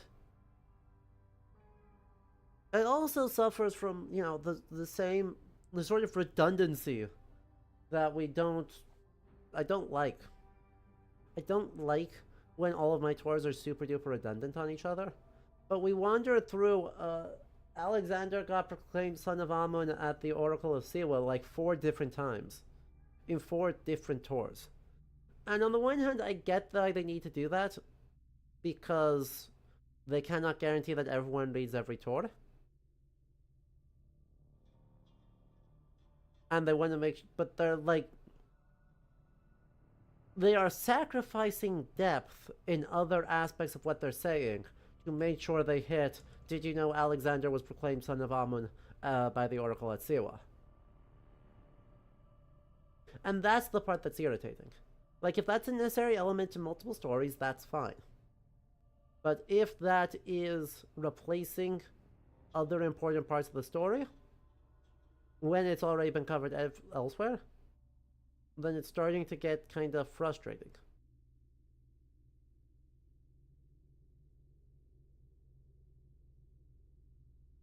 And yeah, they rely on just like not engaging with their own narrative. The Discovery Tour intentionally and on purpose does not engage with the narrative of the game, which is the part of the game that I had the most problems with. And so it has a different set of issues. It has a different set of issues. And I'm glad it existed in this form. But man, have they improved it since then. That's my verdict, is, man, are the Discovery points so much better than these Discovery Tours. Like, so much better. But yeah, so that is where we are going to leave off today. I'm going to angle for a Friday stream, so you may get me 3 whole days next week. Friday, Saturday, and Sunday. We will see. Don't hold me to that. I'm going to try for it. I will let you know when I know. So make sure you are in the Discord to be notified when that happens, if that happens.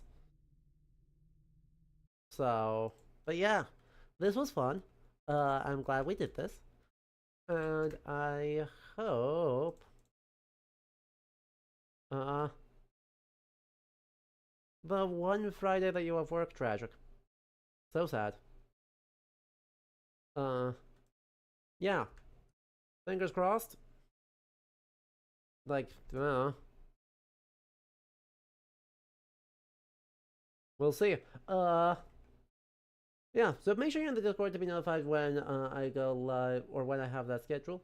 But otherwise, I hope you all enjoyed this wander through the Discovery Tours too.